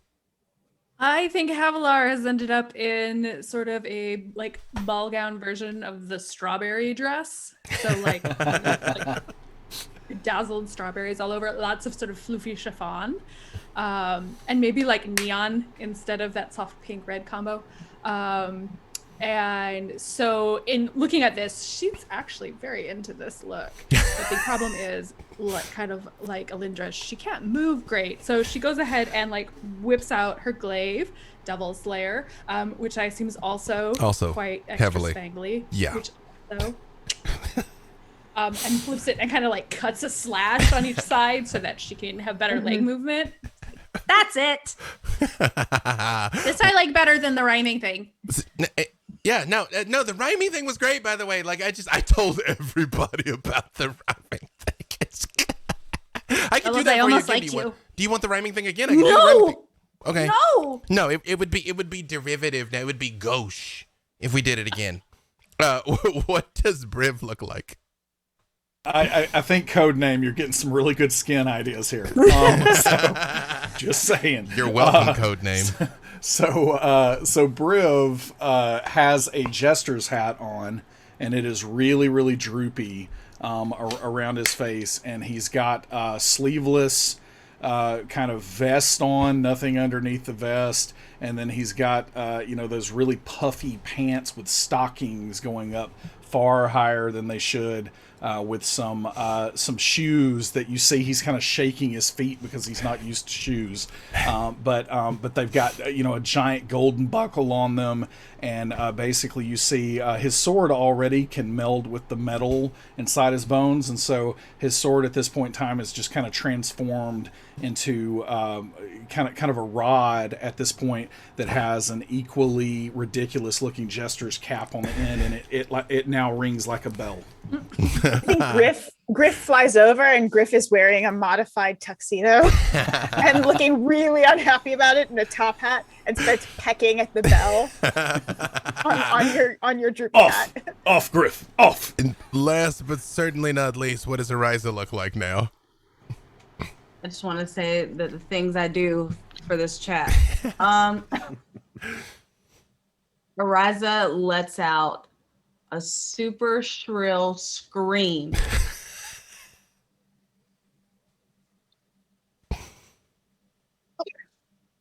Are you serious? And there's a cutout little circle where her face is, and it goes up into little red ears, and she is in a full feathered red panda suit that goes down, that has feeties, like feety pajamas, and it is, instead of fur, it is feathers just all the way down, and instead of her wings in the back, she now has a peacock plume style, like kitsune, like 7 tails in the back of the red panda's little fluffy butt tail. Amazing. And she is standing like this. You see, Bubbles looks at you all and she goes, I just want you to know this is you that I see. Okay, bye. She just vanishes, leaving At you least all. you won't slip, Arisa. There's treads on those. I think you're pulling it off, to be perfectly honest. It's true. Yes. You remind me of Where's the my babe. color? What babe? Babe with the power. What power? We could Wait, be here all day. I was about to say, Fair that's true. But no more than 8 bars. wanna What's have your a DCMA? But while you all are sort of looking at each other, alternatively disgusted, ranging to not necessarily hating it, from down the side street, a voice shouts out a warning. Watch out! Watch out! He's summoning fiends! Though it sounds like a joke consistent with the general mood of the Festival of Fools, the response of the cries is terror and fear and not laughter. And that is a good place for us to take a little break. So we have our interviews here to show you during the intermission this time. We didn't have them last week, so you can hydrate, get a drink, enjoy yourself. But if you're sticking around, you can hear all of us talking about how much we love this wonderful game. And we will see you guys back here in apparently 11 minutes. Here we go. Well, first off, you are in a brand new show. B. Dave Walters is the Dungeon Master. It's called Idle Champions Presents. Who are you playing? And what is this show about? So I am playing Ariza, who some of you know from Sirens of the Realms, and she's kind of a realm hopper. So she's here, there, and everywhere. And the game's going to be kind of chaos. I mean, more chaos than usual because people can vote on the outcome a bit. Yes. I was against the Black Viper today, was up against Ariza. So I'm sure that was I had someone say that was a very hard vote to do. So the chaoticness of Viv minus, I don't know. It's going to be interesting. No, I'm really excited to see. B-Dave is chaotic dude at best. And I'm really interested to see what he throws at us. And Mark Mear's going to be there, so anything could happen. It's a lot of uncertainty on this ship. Yeah. Ariza was actually my first live stream character, my first D&D character, and I created her with Satine Phoenix for the Sirens of the Realms campaign. And she is an Aasimar cleric bard. She decided to take up juggling at one point, and she is also a bard who sings most of her spells, as some of my characters are wont to do. She's sassy and sarcastic, and she loves puns. She's been around for a while now, and she's been to Avernus. She's been everywhere, so she's kind of just like your really chill aunt at this point. I love Idle Champions, and I remember when Satine went in, and I was so excited for her, and just like seeing all your friends pop up in this game, and it was so cool. And when they actually said, "Hey, we're gonna put Ariza in the game," I was like, "Oh, this is so cool. What's her hair gonna look like?" And I mean, those were my great concerns. And she does, in fact, have 2 natural hairstyles. She has braids and an afro. I'm very pleased with this. It's just very surreal to see this character just go from your brain to fan art to canon.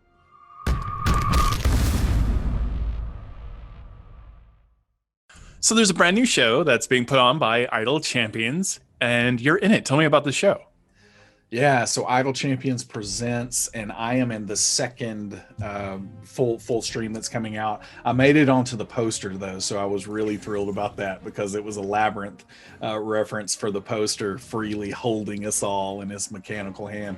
And so yeah, this show is taking characters from the game and bringing them back to the tabletop. So it's this Inception thing where they started at the tabletop and then they made it into Idle Champions, and then now coming back to the tabletop. And I'm playing my character Briv Steelmarrow, that I just completely love playing because he is completely a troublemaker to the nth degree, and so I can't wait to see what kind of shenanigans that I'm going to be able to get into with such an incredible cast. B. Dave Walters is running the game. We've got Christina. Mark Meir, I've played with him before in just home games, and he's just, you know, impeccable. And so really can't wait to play with such an incredible cast, and with B. Dave running the game especially. And this game is going to be chaos. Like, you and I have played many games influenced by the community, and that is true for this one as well, right? That is wow. We are going to be in a lot of trouble then if it's votes. So yes, you know, being able to take in what the community is saying and react to that. But that, truthfully, that's my favorite part of D&D, is being able to improvise with whatever situation that's put in front of you. And especially, this is the thing, I talk to people about this all the time, that in real life, I'm probably, and this is going to sound very flattering to myself, and I don't mean it that way, but in real life, I'm probably closer to a Captain America, where in games, I play closer to a Tony Stark. Like, so, you know, in real life, what I'm getting at with that is, you know, I'm pretty responsible person, you know, pretty buttoned up, but then for whatever reason, the characters that I play in these games are just complete messes that don't know how to act normal, that don't know how to fit in, and all of those things. And so Briv is absolutely that. So when you throw the additional element of having votes determine different factors of the gameplay and what's going on, this is going to be a really, really wild ride. And you've not been able to play, you haven't played Briv in quite some time. So is this going to be like old hat for you, or like, or like, will Briv have gained any wisdom? It's a definite no on that second one, because literally his wisdom score is still like a 9, I think. So he has not gained any wisdom. But ultimately, yeah, it has been a little while since I've been able to play Briv, at least on a stream game. I actually snuck him into a couple of home game situations from the time where I stepped away from Beyond Heroes. I kind of, you know, had some bandwidth concerns, had a lot on the plate, and so I had to step away from it for a little while. I'm getting to a point now where I do have the bandwidth to not only play Briv again, but I'll be doing a lot more, streaming in the coming days too. Again, I am just really, really looking forward to playing Briv again, especially with a cast as talented as this. And there's just something about that concept that you have these characters, because I actually had Idle Champions pulled up even earlier today. And of course, it's maybe a little bit narcissistic, but I always have Briv in the rotation, right? Yeah. Now I have Averin in there, and I have all my friends in my rotation. It's probably not optimal at all, but I have all my friends, and that's what's great about Idle Champions just in general is how you can have that. And so having that as your formation and going forward with it, and then just to be able to sit there and think like I do sometimes when I am lost in thought about something else that I'm working on, and I look at that screen, and then I start almost imagining adventures that you could have with these characters inside the video game. And we're going to get to do that in this game, and so it's going to be really exciting.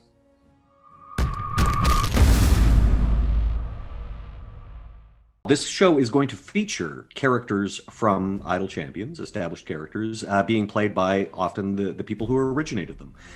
So unlike myself, a lot of these characters their origin was at the tabletop. They were people's established PCs who then went on to greater fame through streaming or whatnot, and then subsequently got brought into Idle Champions.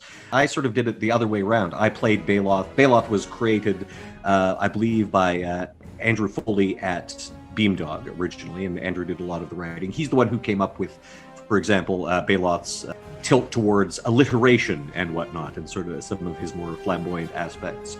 I played him in the games, of course, and then subsequently I played him. It was for a cosplay contest, actually, that I hosted with Jessica Negri at the Edmonton Expo. And so we brought in like makeup artists, and we had Beamdog paid for Baloth's staff, for example. I actually ended up putting him into some of my games. For example, my my D&D in a Castle campaign. I had Baloth show up as an NPC villain in that, and had brought him in a few times. And then at D&D Live back in, I believe it was the 2019 show, I played Baloth in a 20th level game that B-Dave does. He does like those really high level games. And he does. That's perfect for Baloth, because he's a guy who can cast wish spells on his own, and also has a djinn that can cast wish spells for him. So yeah, but it gets pretty crazy when you introduce Baloth. The audience not only could contribute to help the players, but also to mess with us. Certainly, being an improviser, I look forward to that sort of curveball that could be thrown towards us, and then we're just going to have to deal with whatever the audience throws at us.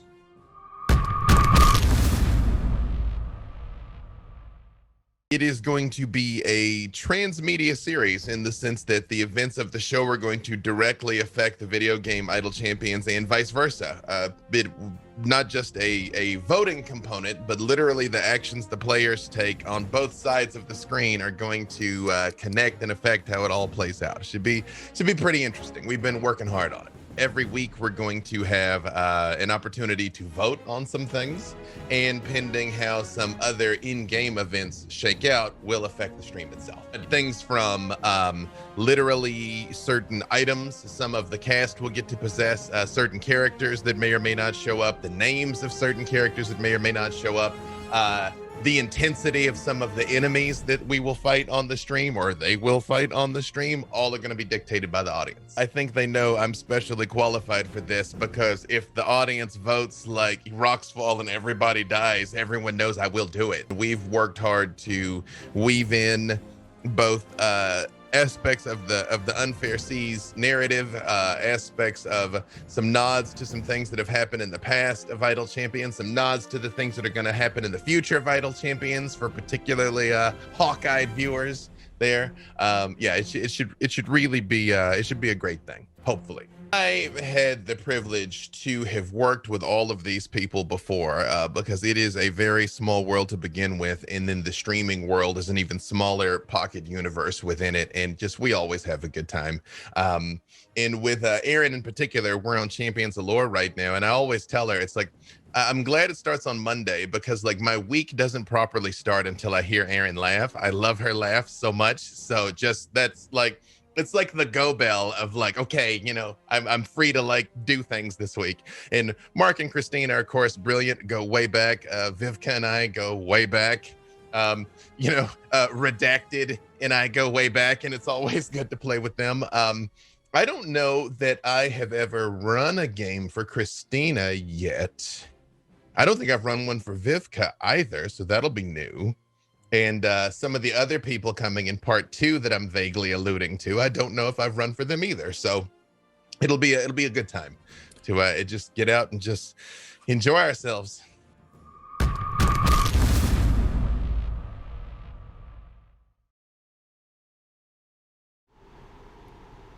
How is that for precision, y'all? How is that for precision? also, props to Jen Kretchmer with the quick change. Rapid fire. There it is. It's like it happened before our eyes. Again, before we all went to break, you all got blown up by Bubbles attempting to help, and you heard voices coming from down the street that watch out, he's summoning fiends. And although there's been a lot of silliness and things up until this point, you don't hear laughter and raucousness after. You hear screams and panic. What would you all like to do? Briv starts running and everything is jingling. Literally, you're jingling, baby. Yeah. I really did that for you, Christina. I know. I appreciate that. Yes, Alindra, sorry. I will send Griff after Briv to go see what's happening and start on my way there. Perfect. With all of them. Perfect. Yes, Heavily. I was gonna say Havler will try to hold on to her hand to pull freely up as he wants to ride Zuni. Yeah, always. I don't know if Cinnamon will come. You realize he's kind of like finally corralled Cinnamon, who is very warily eyeing Zuni, and then you kind of hoist both of them up onto the back of it, and she like wraps around and just clings to Freely's chest from up there. And like, oh, okay, no, you're good. I told you, she's not gonna bite you. It's fine. Neither will Havilar, probably. Havilar, you're not gonna bite Cinnamon, are you? Probably. I haven't had that much to drink. I love you like this. Come on, we gotta go. Sally forth. It's heroing time. Shout the infernal word that I forget to make Zuni chase. You, Baloth and Ariza, you do see this surprisingly dexterous creature kind of whip around here in this alley and start heading out. What are Baloth and Ariza gonna do?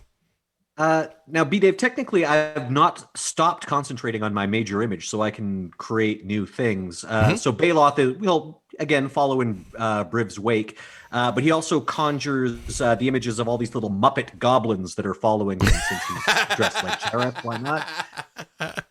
So there's like a gaggle of them. There's like probably about as many as the spell can generate. I just appreciate, anything Baloth says, they immediately follow up with a question right then, Yeah. And what is Ariza doing? Ariza is going to start running towards the noise. And she's very frustrated, and she's got lots of anger to take out. So she's raring for a fight. But she is also like I do have to describe her little like run because the suit's mildly uncomfortable. So as she's trying to run, her tails are just wagging back and forth, and one of them is hitting her in the back of the head. So it's just a very uncomfortable run. Very fearsome though, still very fearsome. Be the red panda, Ariza. Be the red panda. Perfect. As you guys sort of charge towards the direction of all of the noise, a clearly inebriated figure in wine-stained robes is fighting to stand upright, even as a spined devil standing before him leers as it stalks towards villagers fleeing from the area at speed. Halt, strangers! The figure shouts out in drunken glee as he pulls a scroll from an inside pocket. For I am Alistair Blackcloak, Harbalaster. I'm the wild mage of the Undermountain, and I demand to laugh. Oh, this is a good one, and he just squints. and begins reading off of the scroll, and you see a second spine devil appear and immediately turn and just like charge at the people that scream and scatter. Not be summoning things right now. It's possibly not a good idea. That is irresponsible. I'm going to keep the initiative that you guys had before, but I'm going to add some things to it here. Where it is. Perfect. And there we go. Just thinking about how dangerous it is, for a drunk dial, but then like drunk magic. Plus magic. Drunk scroll work. Yeah, because you just got to be able to say it out loud. So, that's why you have to lock your teleportation circles. Baloth, starting with you again, you see this conjurer has tipsily brought a second spine devil, both of which are heading towards the people in the crowd who are screaming and trying to get away. Oh, do you mean Hallister Blackcloak? Yes, I get it. Very, very good. I'm afraid your friend will have to go away, though. Back to the pit, you! Casting Banishment on the Spine Devil. What is the save it needs to make? DC 19 Charisma save, and I'm actually going to upcast it. So this will, both of those Spine Devils will need to make a save. Strangely enough, I have foreseen this moment.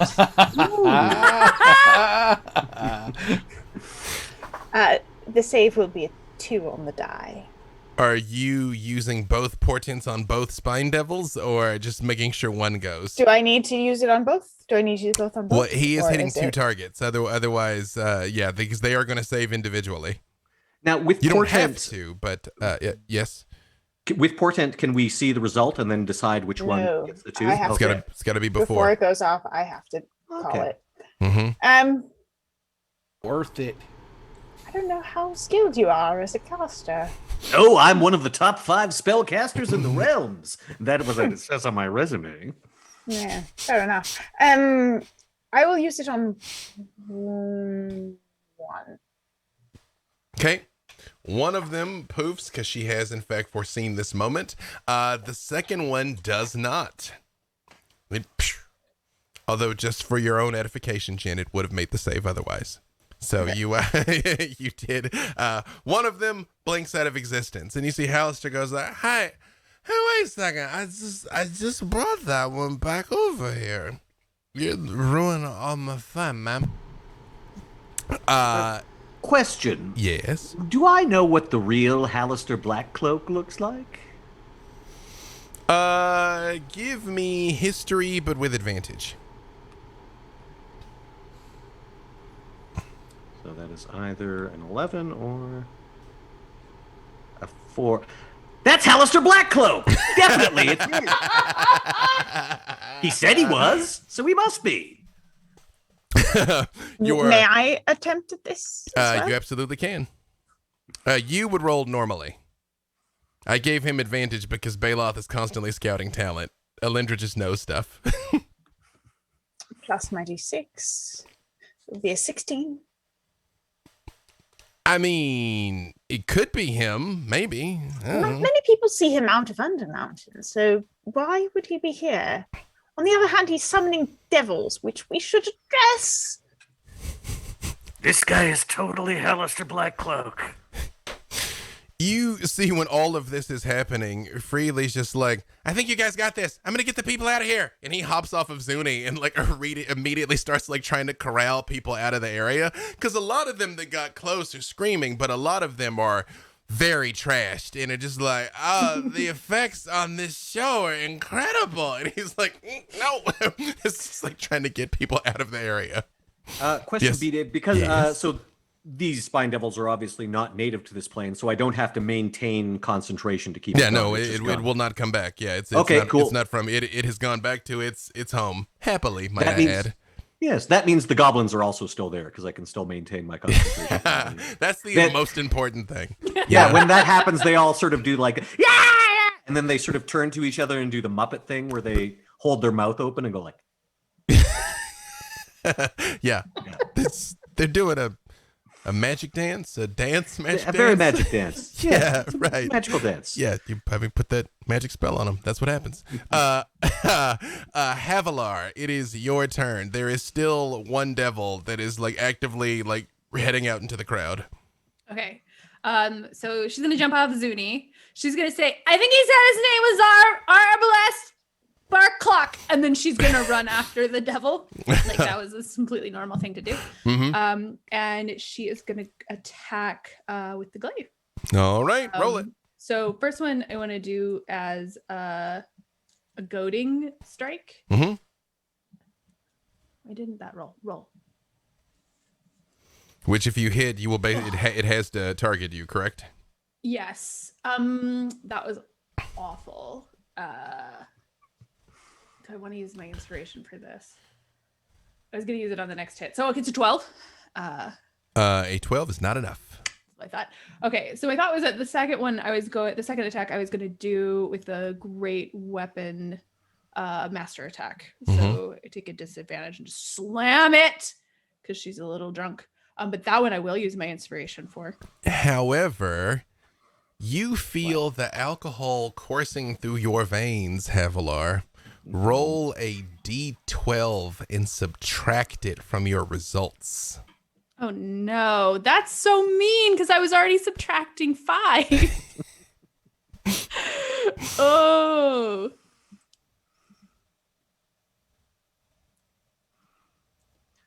The wages of sin. So it's a 9. Again, Havilar, you swear you've got it, and then suddenly there's 3 of them, and you cut one of them in half. It's just not where it was standing. Well, I'll swing that polearm back end up, and that's a 23. So I'll bop it in the nose. That is enough to hit. So here's how this is going to work. Your technically should have been your first roll, but in one roll every round, you will roll a d12 and subtract. So those of you that have multiple attacks, multiple actions, you only use the penalty once. But this stuff's starting to kick in. Whatever he brewed this out of was really something. And that was thanks to the players of Idle Champions who voted that the drinks in Hornfirth are very much spiked. So, hey, he just thought you guys were going to have a really great night, not have to fight, abyssal menaces. So that's 6 damage. 6. To bop it in, because I bopped it with the end of the glaive. Havilar. Yes. When you hit this thing, does Havilar speak Infernal, by the way? Yes. Kind of, not perfectly. You hear in your mind, in Infernal, Child of the Pit, why do you side with the soft ones? We should be working together, yes? No. These are my friends and some people I just met. And they have better drinks than you, I'm pretty sure. Zuni! Important point of clarification. Do you reply telepathically or do you say that out loud? So you all just Havilar just stops and hits it and starts chiding the spine devil. I'm not 100% sure she does it back in Infernal either. It's like the Spanglish of Infernal, where you're like, snap better drinks. I just met these people. I will say you had Zuni's muzzle's quick release. You would have had time to pop it on the way over here. So are you going to sick Zuni on it? Yes. Zuni, I will let you roll for Zuni. She hasn't had anything to drink, including blood. So, all right. How reassuring. So, let's see. I think she'll go for the bite. Okay. She's hungry. She's a growing girl. That is a 24. That is more than enough to hit it. Okay, so that's 1d8 plus 2d6.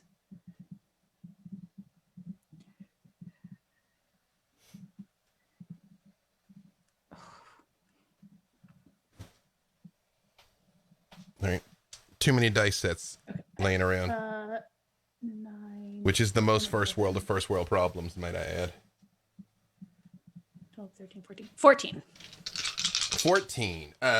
Zuni lands a significant bite into this thing, and you hear it say again, I will report to the master what you've done here when I get home. God, I have him already in trouble. As all of this is happening, and you see like the crowd is starting to disperse, like people are kind of starting to catch on. If you've ever been in that, how can I describe this in a way that is still family friendly?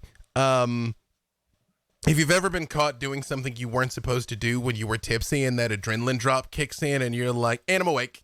Like, I'm in danger. I'm awake. You see, like people are starting to catch on and kind of get out of the area here, especially once the Spine Devil starts talking. However, you hear a few voices that are like, oi, that's him. It's that orc there. Yeah, the friggin' bully. He thought he could push us around. Oh, we can audition for Mr. Bayloff now. And a bunch of drunken loggers come out of the crowd and attack the 5 of you with their bare hands, just trying to punch and swing at you. Bare hands? That's true. They have the right to bear arms. They are delightfully ineffective. One of them immediately just looks at you, Bayloff, like he's about to hit you, and he's like, right, so like my pa says like the fight's a rig, right? So I just pretend to hit you like I mean it, like ooh, and just completely whiffs his fist past your face, like he's expecting you to recoil, like he's punched you, Bayloff. Important point of clarification. Do you? Yeah, Bayloff sort of like goes like this, and then behind him a bunch of goblins go flying as if they've been punched. Let me see what their to hit is. They don't have a terrible to hit. They are going to almost certainly miss on Briv and Havilar. They are trying to hit you, but I mean, again, you feel their fists just kind of like collide with your iron skin and your armor. Ariza and Alindra, however, what are you all's AC? 18. 17 and 18? Same thing. They miss badly, but when they go in swing at you, you do see they both very much are like, oh, I'm gonna knock your clock off. Ooh, and they do swing, but you sort of like, it's there. And they seem to be Those sandwiches. they seem to be completely ignoring the very real demon here to attack the 5 of you. It is. Can Ariza respond to the guy that's just swung on her? Yeah, absolutely. Great. So she's going to tuck her thumb, relax her fist, and when he comes back up, she's gonna knock him down on the ground. Okay, Square in the jaw. If you're gonna like attack him. Hang on, we'll get to that in a second. Briv, it's your turn. Havilar and Zuni have engaged the spiny devil, and there's these locals that are, and one of them is actively trying to hit you and attacking the others. All right, but there were 5 locals. Yes, with 5 locals. Bare hands. Okay. Yep. So Briv is going to spin around. So he is seeing Havilar engaged with the Spine Devil, and he turns and says, "Thou dullards, thou can prove thine worth in the ring by battling this devil before us. Unite, brothers in arms." And I'm basically trying to convince them that they shouldn't be trying to attack us. They should be attacking this devil with us. So roll persuasion, but also roll a d12 and subtract it. Oh, Lord. It sounds much better in your head than what comes out of your mouth. I hear you. All right, so persuasion. Let me see what my bonus is real quick. Sorry. Let's see. Oh, I'm not terrible at that. You're very charismatic. But then the D12, let's see. Ooh, I only rolled a 1 on that. Yes, Yay. I only rolled a 1 on that. So that is a total of 17. All right, hang on. Let's just see whether or not that motivates them. you see they do kind of like stop and they're like, oh yeah, but you're the ones that jerk to everybody, Mr. Bailoff. If we fight, can we be Black Pit fighters? If we help you, If you fight that devil, you bet. This is where the cannon fodder part comes in. Huzzah. they do seem like they're listening to you, Briv. They're kind of like squaring it up because they are barehanded and it is a spine devil. Like it's just for Cannon fodder. people that aren't familiar with what spine devils look like. They're sort of like purplish maroon. They have long wings. They are covered in spines and they carry tridents. They're small, so they're not very large creatures. In fact, they mostly like float off the ground most of the time. But if you saw one, you would not want to touch it. It is yes. Real quick, if I can move, I'm going to try to move up into range of the spine devil where hopefully it won't attack other people other than Havilar or myself. You absolutely can move towards it. Yep. As you get close to it, it turns and it looks at you, and you hear in your mind, although Briv doesn't speak Infernal, does he? No. Or does he? He barely speaks. A voice in your mind, but it's just nonsense. Like echoing through your head as it's looking at you. So this is telepathic, though, I'm It is. assuming? Mhm. Okay, all right. Just for later. All right, That is, sounds good. they communicate telepathically, but they only speak Infernal. So like it looks like it's Okay. confused looking at you, and it's like saying something to you, but you don't know what it's saying. Got it. Okay. Perfect. You see the mage stands there and he's like, wait, I'm mega better. I got another one. And 5 quasits appear. Is he spelling? Is he casting a spell? He is activating a magical device. Can't counterspell? Really, he's activating a plot device. I Can you counterspell. counterspell it? I counterspell the plot. Check I out counterspell the Brand, plot. spell rules. I just appreciate that it's like, here's this grand encounter, and Mark's like, but what if it wasn't though? And I'm like, oh, okay. Yeah. Which, full disclosure, y'all, I told them at the break, I'm like, it's gonna be a fight. It might take 5 minutes. It might take the rest of the hour. And Mark's like, bold of you to assume it'll take 5 minutes. You know? Well, I thought that would leave much more time for labyrinth references. Because that's what we're all really here for. Because, you know, I will drop a dog in here named Ambrosia. Do not tempt me. I will do it. Sorry. He activates a magical device which summons 5 quasits that appear and he's like, I made it better. And one of the quasits immediately is like clawing and pulling at his robes and things. He's like, no, they're like, you're gonna see. This is gonna be hilarious. We're all gonna look back on this and laugh. I remember like it was yesterday when I summoned some spine devils and started attacking people.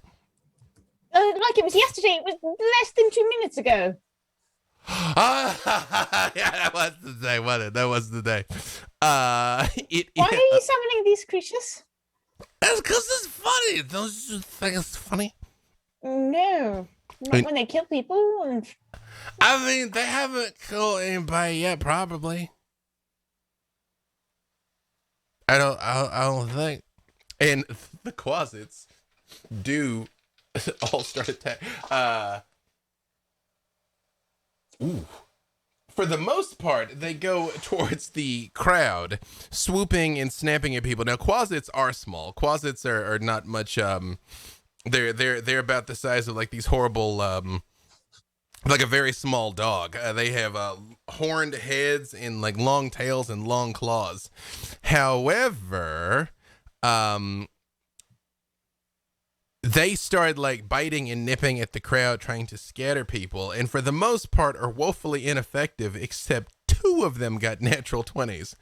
It just so happens they're both really kind of, they don't hit very hard. So I need Bailoff and let's see.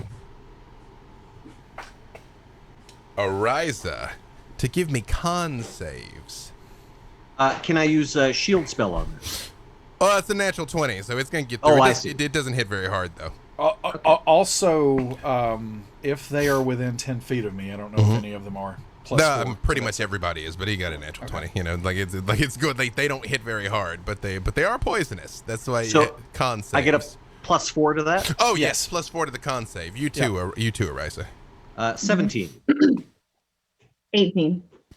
You feel when this tiny little thing like sinks its arms in its teeth into your arms, which worse than you would have expected. It does bite you for 10 points of damage. Like it very much like kind of like shakes its head trying to like get a chunk out of you. You feel the heat of poison start to like move through your veins, like it's done something to you, but you think you're probably going to be okay. But these creatures are clearly poisonous. And that brings us to wait, did Alindra act yet? Sorry, no, right? No. Oh yeah, sorry, Alindra's turn. I'm sorry, I tripped myself up because I didn't have the quasits on the initiative tracker. Then I put them in after him. Alindra, it is your turn, and then Ariza will be up after that. I would like to cast Bless. I will upcast it to.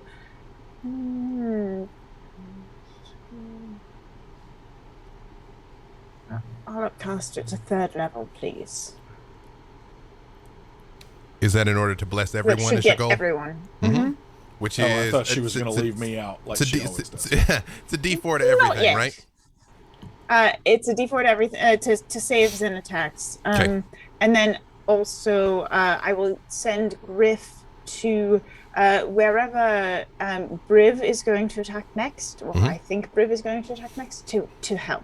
Okay. Well, he was closing in on the Spine Devil, so it seems like that's probably calling his name. Okay. Yes. That was it. Is it for Lindra? Okay, perfect. So, Ariza, technically, this man that tried to hit you is still in your face, although it appears like he is going to attack the Spine Devil if you don't intervene. There are these quasits loose now, and there is the Spine Devil that is still flying, but Havilar and Briv are close to it. And the quasit is still on my arm, or no? Yeah, it's still like very much next to you. Like you can tell, like left to its own devices, it intends to keep fighting you. Oh no, that's not okay.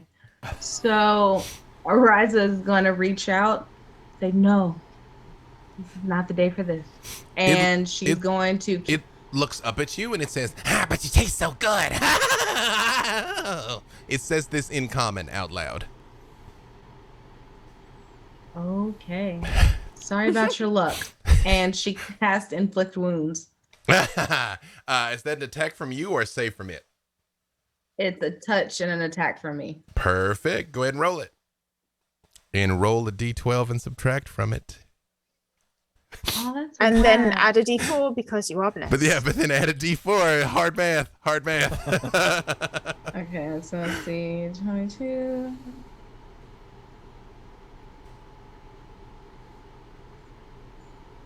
And add a rude comment to chat for the D12. Again, it is very much an even mix between making things better and making things worse in the votes. Like for the most part, it's just like chaos. Puts you in worse trouble, but send help is kind of the theme. But like the plane's gonna crash, but there's enough parachutes. I got a ring of evasion. I'm fine. It's kind of how the votes go out of this. Yeah. What'd you come up with there? 13. That is not enough to hit it. As you reach out, it just sort of hops to the side, and it's like, oh! Well, if you just wanted a hug, you just had to ask. I don't want to hug you. I want to explode you. But it does get out of the way when you're trying to do it. Anything else from Ariza? And I just like, if I've already failed this thing, then I'd like to kick at it and then fall slightly on my tail butt. Yeah. Gracefully, though. Gracefully. You're still a G. Everything I do is gracefully. Havilar, you having been the one that hit it, the Spine Devil tries to bite you and stab at you with its fork. What is Havilar's AC? 16. Sorry, I lost you for a second. 16.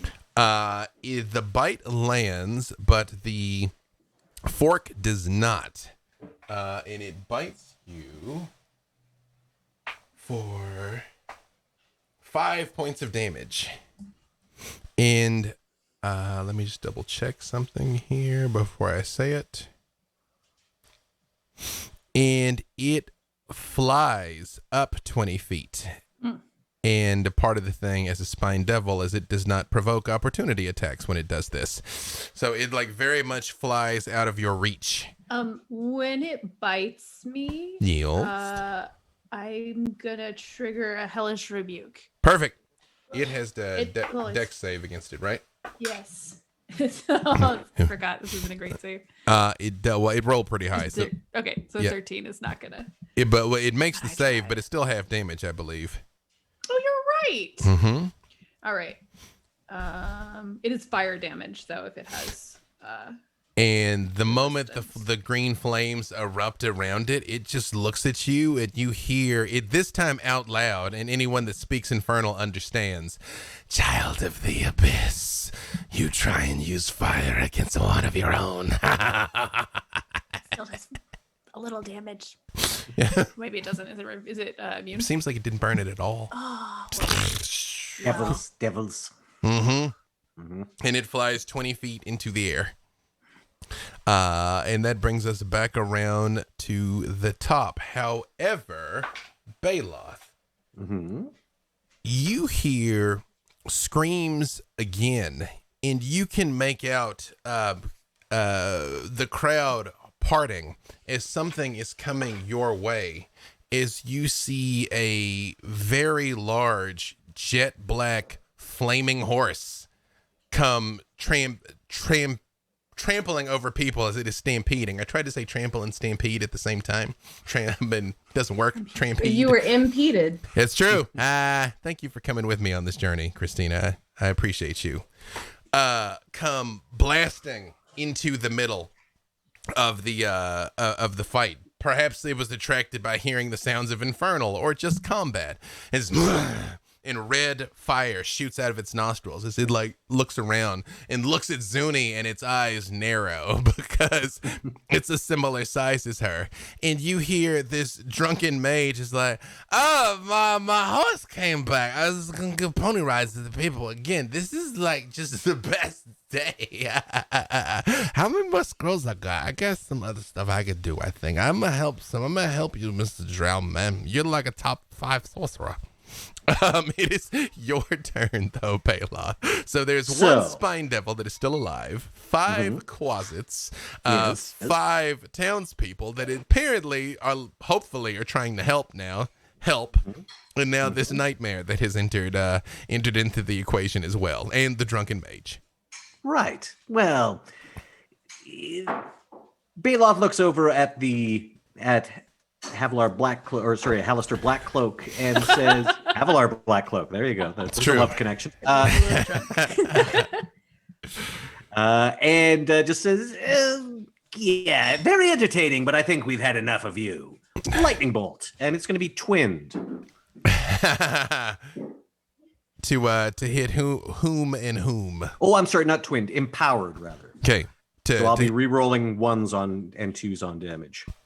To hit Halaster? To hit the Halaster Blackcloak, yes. Okay. Mm-hmm. So I'll just cast this. This will be cast at 4th level. Okay. And he will need to make a Dexterity 19 saving throw. Perfect. As you go to shoot, he just looks at you and says, "You shall not pop," and just like falls flat to the ground. Smoke is just coming up out of his chest. Baloth, very much defeated. However, the creatures do not disappear because they've been summoned. They're not channeled, so they're still here. Oh yes, I was just tired of the of him. I was just Turn the happy. faucet off. You can roll the damage, but I'm pretty sure you Well, I Just want to roll that damage. I wanna roll that appreciate it. damage. It is one of the true joys in life. I get it. Hey, Yes. and now all of these witnesses will know that Baloth the Entertainer defeated an Archmage in magical combat. You saw it, everyone. Fair and square. Havilar Black Fair and Cloak. square. Yeah, Havilar Black Cloak. His name Yeah, was just, Habaleth Briarblock. just in case the real one gets mad, I like that one I got an better. out. Yeah. I got an out. So yeah, that would have been, and then I'll re-roll those ones. Havilar is on deck, by the way. So that would have been about 33 points of damage. More than enough to drop this guy. Who is like robes burned all the way down, like papers are crackling. He's just very much laid out. I loot the body. That is important because he actually has stuff on him. So we'll come back to the fact that Baloth, I appreciate, stops in the middle of this protracted battle to root through his bags. Well, That you is know, classic. I will tell you something that you find because it may be relevant. Most of the scrolls you find he's already used up because he's been at this all day, tinkering with magics beyond his comprehension. But he does still have a scroll of haste. Ooh, he didn't have anything on him. And is that it for Baloth? Yeah. I'm going to use my bonus action to summon my Hound of Ill Omen, Marmaduke, who materializes out of shadow stuff, and will attack that closet. The one that was on you? Yes. Perfect. You see the nightmare sees him and like snorts and like stomps her foot on the ground too, with like leaves like flames when she does it. Oh, I think he missed, unless that closet's got an armor class of like 11. A little more than that. Mm-hmm. So it snaps its jaw. Yep. It's the closet is literally bobbing and weaving as it like hops around on the ground there, laughing at it and laughing at you as well, Baloth. It just, it's like, I've just gotten one tiny taste of you. I want some more. Watch out, I'm the man who killed Hallister Blackcloak. That's what everybody's going to say after this. That's important. Havilar, Yes. give me an animal kin check. Animal handling? Animal handling. Got too many games floating around in my head. That's totally fair. Animal handling. Is a 22. You know two things. Nightmares are not unintelligent, and it can understand Infernal. Now the question is, what do I want to tell a nightmare to do? Just saying, she's clearly mad. Like, you've been around enough animals. Like, I mean, she's going to fight. Like, she's frothing and stomping gonna and fight things. Zuni? But oh well, she's got her eyes on Zuni. But you are aware of the fact that it is not an unintelligent creature and it can understand Infernal. Okay. So one other thing that is going on is he summoned quasits, and those are demons, and demons have an effect on Havilar, which we never actually figured out what it looks like mechanically. But at the very least, for flavor reasons, she is now extremely nauseous. Even more so than before. So those got to go. Also, this spine devil is now well out of the reach of her glaives. She's going to leave that to you people. That's why I did it on purpose. It's like it was like doing tactics or something. Spine Devil's like, what if I don't get stabbed? Yeah. Okay, so she is going to. I feel like she'd go after the quasits, but if there's an angry nightmare in the way, she might instead try to convince the nightmare not to fight with them. You have a target-rich environment. The closets kind of spread out, so I mean, like Gotcha. they're reachable, but I mean they're doing just closet chaos. The nightmare, is coming your direction. Like if Okay, so you're gonna say to the nightmare in her crummy infernal, wait, we're friends. I think you help us with the demons. Alindra speaks like 19 languages. Do you speak Infernal, Alindra? Not unless I have prepared to. Do I have comprehend languages on me? I have it as a ritual, I believe, right now. Yes, I have a ritual, and I have tongues as a not today spell. I Yeah. believe. Do any of you speak Infernal? Pretty pony. That's some abyssal. Pony. Abyssal. Yes. Yes, I've got primordial, deep speech, Mm. draconic, dwarvish, elvish, giant, orc. I wasn't kidding when I'm like, you speak like 12 things. Just not infernal. Not today. Different day. A flask could be like, Not "I if I have get- whiskey for a pretty pony." Though I can make a case that as an anthropologist, what my background allows me to do is if I spend more than one day observing a group, I can communicate in their language. I have spent more than one day observing devils. Just for the record, you very much got me with whiskey for a pretty pony. So make persuasion or animal handling. Still going to subtract a d12, but you can roll with advantage. So now we're complicating this even more. So roll the 2 20s, roll the 112, and whichever one you take, subtract 12 from it. And then it's so bad. But which Yeah, this persuasion isn't or gonna go well. or animal handling. Alindra, Yeah. give me a history check, but still with the negative d12. Because it's hard to think right now when you're on the sauce. 10. So that was a history check of 31 before the minus 12. So let's see what the minus 12 does to that. So minus 5. So 31 minus 5. So 26? I will be at 26. I would say you feel like through equal parts abyssal and equal parts horse, you might be able to communicate with this thing somehow. I will Havilar, do my best. while you only got a 10, she only got a 7. So she stops charging and looks at you, still very much looks angry, like stomping and fuming, but is no longer like actively like, I'm about to body this dog like she was a second ago. So she seems to have at least stopped. She doesn't look friendly. She's still like snorting and whipping her flaming mane around, but she is Holding not out actively charging. The flask. Does she want the flask? Does she want some whiskey? Just whiskey It for seems like what a flaming It horse seems would like it be. would set it a Drink. fire. just It whiskey. would, it would cause it to inflame. I feel like whiskey for a pretty pony needs I to think they be like that. a show name, a band name, a show about a band name. It's very. I did see them once in Luskin. I will say, for the moment, she is halted. She is not completely defeated, but even the fact that you tried, because it is the nightmare's turn now. And I will say, with that high of an animal But handling, does Zuni get to do something? If you wanted Okay, to, Zuni's yeah. like, what is going on? yeah, I mean, yeah, there's. I feel like Zuni would try to snap a closet. Yeah, please feel free to have Zuni roll it.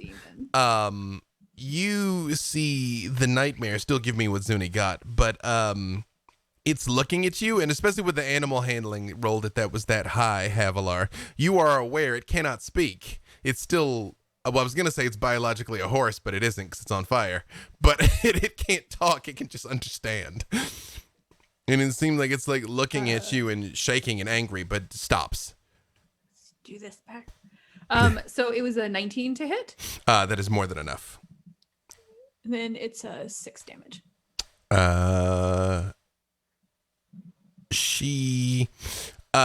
You bite this closet and she bites it almost all the way through, but it's like eyes are still open and it just looks and it's like, I'll have my revenge hanging out of Zuni's mouth here. It's not Don't quite eat dead. it! Yeah. She's gonna eat it. She just looks at you for a second. She's gonna eat it. She's gonna eat it. It is the humans' turn. They are The drunks. Yeah. Yeah, the drunks. They're I like, forgot those guys. yeah, horse rides, and they all charge towards the nightmare. Oh no. Oh no. Very much trying to like grab and wrestle it, somewhat ineffectively. But you No, see, it will set your nethers aflame. You don't want to One of them ride comes the- up and just No. punches the horse in the face. Full Conan the Barbarian. Boom. And you see she turns, looks back, and the flames in her eyes get like much brighter as she just like looks at this dude as they're very ineffectively attempting to restrain the nightmare. It's awful, Alindra. They're very drunk and very stupid. It is Briv's turn. How Yes. yeah, how tall would you say that the nightmare is, like, at its head? She's the size of a large horse, so she's probably about 7 foot at the shoulder, so she's probably 8 or 9 feet at her head. Okay. So Yeah, she's a size large creature. I'm going to tell you what I would like to try to do. First of all, I already like where this is headed. Yeah, I am going to try to take off, a few steps running, kind of leap up onto the back of the nightmare and take a couple of steps and jump up and try to snatch the spine devil out of the sky and grapple it.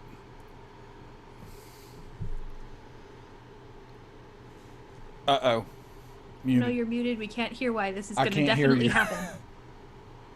You're Beanie, muted, B-Dave. Hey, Dave. Sorry, do you? Because I had his sniffles. First of all, yes.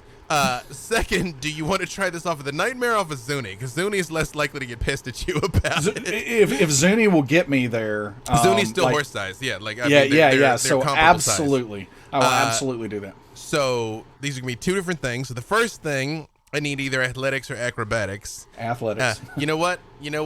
I, being a gentleman, and we're among friends, it's a happy occasion, I will let you tell me if you want to apply the negative D12 to the jump or to the grab. It's going to one of them. It's going to be like, so if I'm grappling and jumping, it's an athletics check either way. So I might as well, we'll do it on the second one. All right. So let's just see if you can get sufficient air off of Zuni to do it. Okay, so that's a 27 on the athletics to mount the horse and jump up.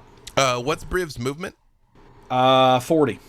I literally was going to say I'm going to give you half your movement, and it's 20 feet in the air, so that is enough to reach it. I did the math before this, hoping that it would work out. So yeah, there we go. I was fully prepared to be like half your movement. Oh, okay. So Okay. you do get within range to theoretically grab it. Yep. So I don't know how we're gonna deal with the jump man like hang time here, but I do have 2 attacks, so theoretically I could.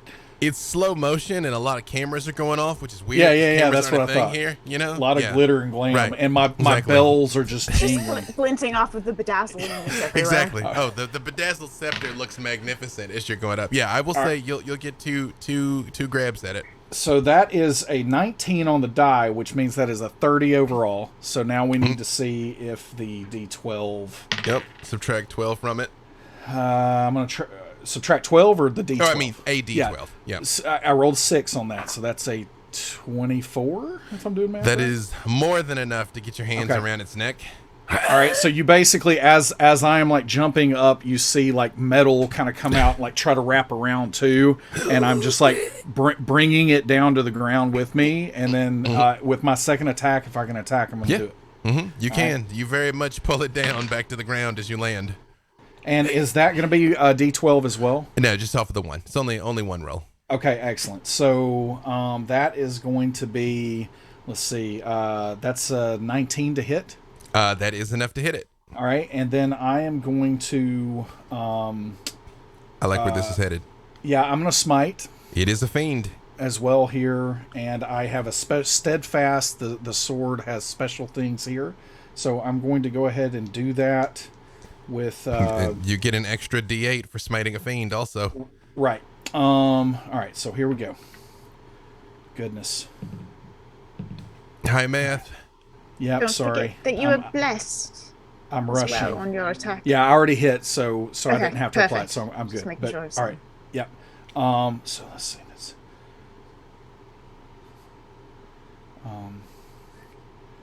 And I'm gonna re-roll that because I have Great Weapon Master as well. Aaron, I'm going to ask you something via Twitter.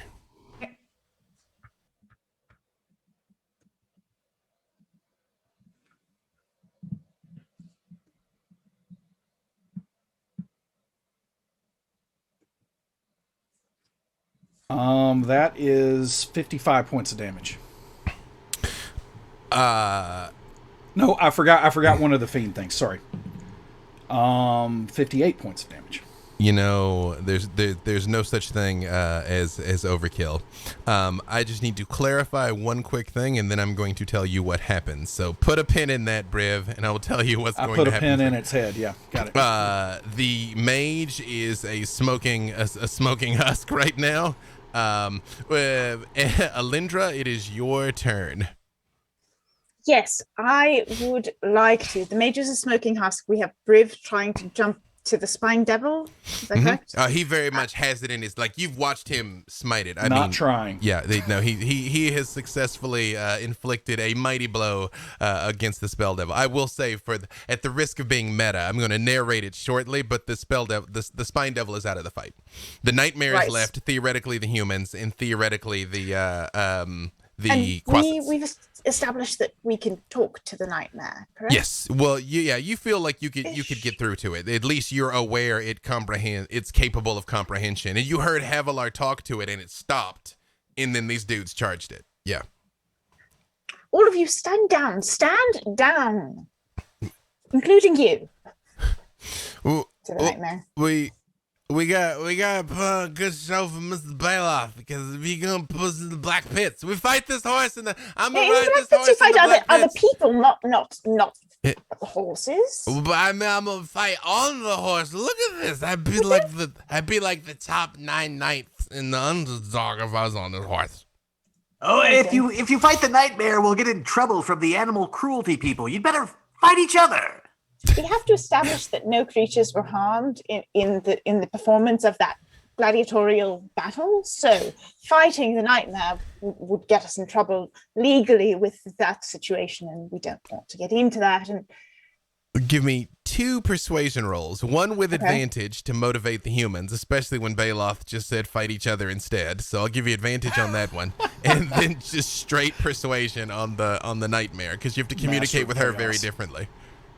So 18 plus 4, so 20. Subtract 12. So I got to do that. So it was 20. So it was a 24 plus 4. So it's a 28 minus 12 minus the d12, which is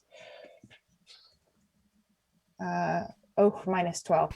So it is minus a d12 to clarify. Minus a d12. Well, but I rolled a 12, so it was a 28 minus that, so it would be a 16. 16. All right. Hold on. Let's see.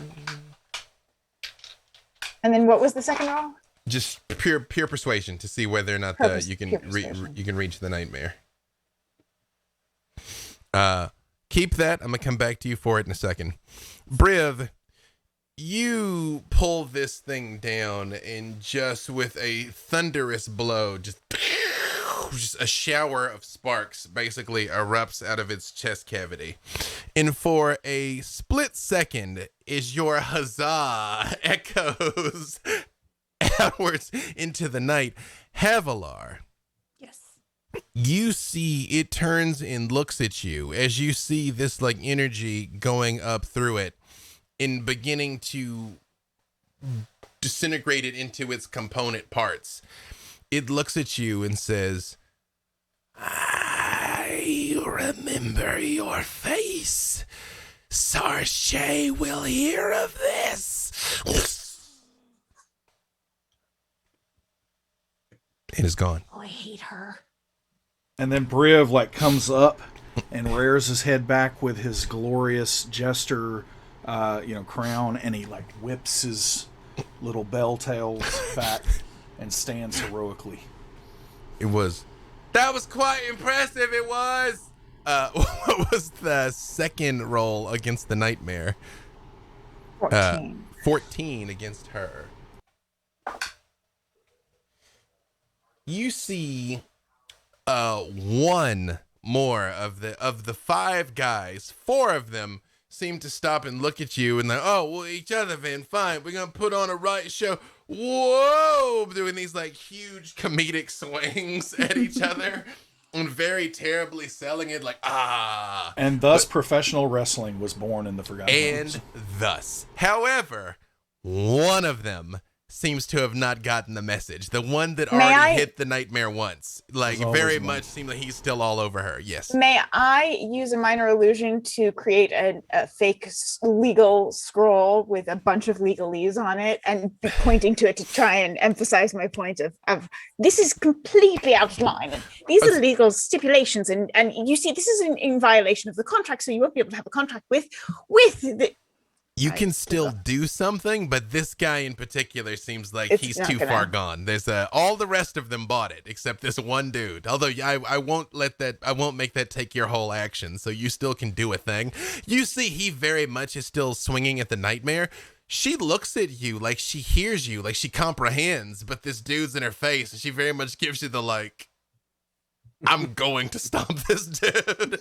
Like, the read you get from the nightmare. Honestly, I sort of don't blame her, but also let's go ahead and I don't know if we're going to get a rest anytime soon now. I will cast command. Mm-hmm. It is a save. I have foreseen this moment. Hmm. So they have a 4 on their save. Which I is say a fail. Stand down. Or actually, no, I have to use a one word. So I will say halt. And he does. You will hear Lindra's voice echoes out with a thunderous divine decree behind it, and this dude does freeze in his tracks. And you see the nightmare kind of looks at him and looks at you and looks at him, and just her eyes narrow slightly, still looking at the guy. Ariza, it is your turn.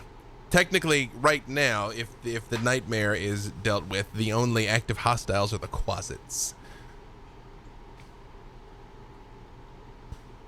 Do not harm the nightmare. I needeth that beast betwixt mine thighs.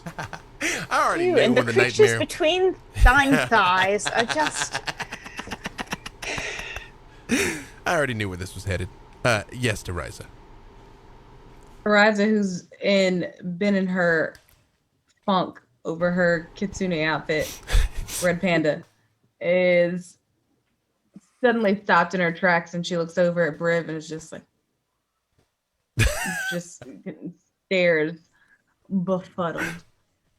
And she is gonna attack the closets, but then she's like, they're just a nuisance more than they are anything. So she decides, okay, this is my moment. I'm going to be super imposing. And she goes and decides to enter into the situation with the nightmare to try to scare him straight, if you will. Mm-hmm. And she's going to use her Radiant Soul. However, I think that something went wrong with Bubble's spell. And her wings are supposed to come out as she casts Radiant Soul. And she plans to rise up gracefully in a legally distinct Sailor Scout-esque transformation into a beautiful glowing angel, wings spread, eyes glowing. But instead, she flips over sideways, well, in half really. And her 7 tails start to helicopter and lift her up. It's a valid form of propulsion. Sonic the Hedgehog and Tails taught me this. Legally distinct. Legally distinct. Tails. Mm-hmm. So that's how she is, and she's still trying to be intimidating. You will stop this. You will bring yourself into check, or you will face consequences. You see he who was compelled to stop sort of like turns around and looks at you, just like his mouth sort of agape, and he's like, that's the most beautiful flying red panda I ever seen. Oh, do splendors like this exist in the fighting pits? Bailoff, that's a you question. You are muted, Bailoff. Yes.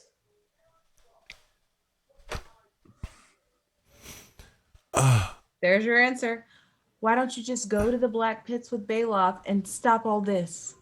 Tis a veritable What's it gonna paradise there. You could fight. You could. Who knows what you could do? Maybe you could take over Baloth's job and run the Black Pit someday. But you're not going to get anywhere if you don't start. Yeah? You're right. I've been so wrong. I've been so ashamed of disappointing me father. And I just been hiding my pain in my cups and in walking out, trying to pretend that I was strong when inside I was just afraid. But now you've helped me realize that if I just admit my fear and face it, then and you see the nightmare whips around with her rear hooves and pow, crack in his back, and flames erupt over him. And Let's be fair. He had it coming. Collapses to the ground, and she just looks down at him, and you see the other 4 of them stop their mock fighting and just scatter. And you see that Briv was listening way too hard to what was being said, and he just kind of says, like, wait, not really under his breath, but he says, wait, I can have his job? And he points at Baloth. It's more of a diversionary tactic. Not actually on the table, Briv. Not on the table. Oh, Read the room. I'm so confused. Quite a bit of hard work, maybe some graduate degrees. Return to school. You see Charisma. this closet that is still hanging out of Zuni's mouth, looks over at you, Baloth, and is like, do you require any administrative assistance? How much experience do you have in the field? 700 years. Suppose it'll do. Well, yeah, you can submit a resume, assuming you don't get chewed up and sent back to the abyss. Child of the Hells, will you let me go, please? Dooney? Wait, first question. Baloth, do you actually want to hire this guy, or are you messing with him like you mess with those other Leave people? it. Drop it. Zuni, You gotta put it down anyway, because you can't eat it. a very loud, high-pitched whine, which is odd from a creature of her size. Just, Nope. Nope. You're not supposed to eat things. and the closet does roll to the ground, covered in fire, flaming spit. She's crunched it almost all the way through. It had 1 hit point left. But it's like, it's a scratch. I'll be okay. Just, You have to go, though. Ow. She's gonna run. You guys can deal with the closet. She's gonna run somewhere a little ways and throw up. You ran into something happened in Echo Bay that did this to Havilar too, right? Didn't they saw this happen to you once before? Did they ask the geese? Yeah. So Ariza and Baloth, at least, this is the second time. She's been drinking heavily this time. This is the second time you've seen her get oddly queasy out of nowhere. Is your friend all right? Yeah, I'm not sure. Question: how many closets do we have left to deal with? Is it just this There's one? or 5 the other? total. Although when the nightmare Oh. smashed this dude, they seemed like they stopped for a second, and this one started bartering with you. Like they're still here, but they like stopped doing dirt and have entered collective bargaining now because that Okay. is the thing closets do. Interesting. So I say, to the one on the ground, Baloth says, well, and it's coming up to my turn, right? No, yes, we're Yeah. back around to the top. It is your turn. Baloth says, well, I might consider it, but if you ever cross me, this will happen to you. And the one that bit me is on the receiving end of 6 magic missiles. You don't even have to roll because it's not possible They to hit. do. Yeah, right. Yeah. Well, not only do they hit, it will do enough damage to kill it. But it Yeah, very so- much is like, I'm sorry, I didn't know that. Okay, wait, I lesson learned. Just. And then Marmaduke sort of turns towards the other 3. Doesn't attack, but bares his teeth. So we have an accord. I didn't say that. Perhaps some information first. What was the deal with this loser? Gesturing towards the dead mage. Oh, he just picked up a load of scrolls from a wandering merchant that he didn't understand. But I can tell you something juicy if somebody would maybe help put my spine back in place. First the information, and then first the juicy stuff, then your spine goes back in. You can't pull that one on me. I'm literally a devil, or demon, sorry. There's legally distinct subspecies, but it's gonna take a little more than that. I'm feeling some numbness. If you could just Well, if you prefer, I could just kill you right now. I'm sure they'll welcome you back to the abyss with open arms, having been destroyed as a quasit. What will you be, a larva when you go back? There are three others, is that correct? Yes, well, Besides this- one has been eradicated utterly, one is grievously wounded, and 3 that are unharmed, yes. So the one that looks just grievously wounded, Briv is going around at this point whenever it's his turn, if you know, and he's We're just kind of out of basically initiative, so. he's gonna basically he's like, you hear him humming a little bit, and he's like, when collecting loot, you boot the snoot, and he like is going to like hit the quasit way too hard right on the face, hopefully killing it. It has 1 hit point left, so yes, you very much like flames. And as Briv kills this one, Baloth turns to the other 3 and just says, looks like negotiations have ended. I'm going to make an intimidation roll. You can roll with advantage. Sure. Okay, so that's either a 23 or a natural 20 for a total of 29. I won't even make you roll the d12 against that. They just sort of freeze for a second, and they're like, we're not clear on the turn. Are we leaving? Are we staying? Do we work for? Are you God now? Are we not? Are we just? Because we're gonna do it. We're just not clear on the doing. You work for me now. All hail! And they just like hit their knees in front of you, Baloth. 3 little quasits. Stay straight, or I shall boop thine snoots as well. Pavelar's gonna come out and be like, "You have to send them home, though. They can't be here." Oh, Or I right. can't be Yeah. here. It's I'm afraid. one or the other. Gotcha. What is All wrong right. with her? Baloth pulls out a little piece of parchment and just says, all right, you fellas are ushers now. You'll be issued little hats and whatnot when you get to the Black Pits. Here's the directions. Just go there. Speak to the Merilith at the door. Glad to be aboard. Thank you. All hail the Slayer of Archmages, Baloth. We will preach your story far and wide. We will spread your legend. And you see, one of them turns into a bat and flies away. One of them turns into a toad and hops into the water. And one of them turns into a huge centipede and crawls up a tree,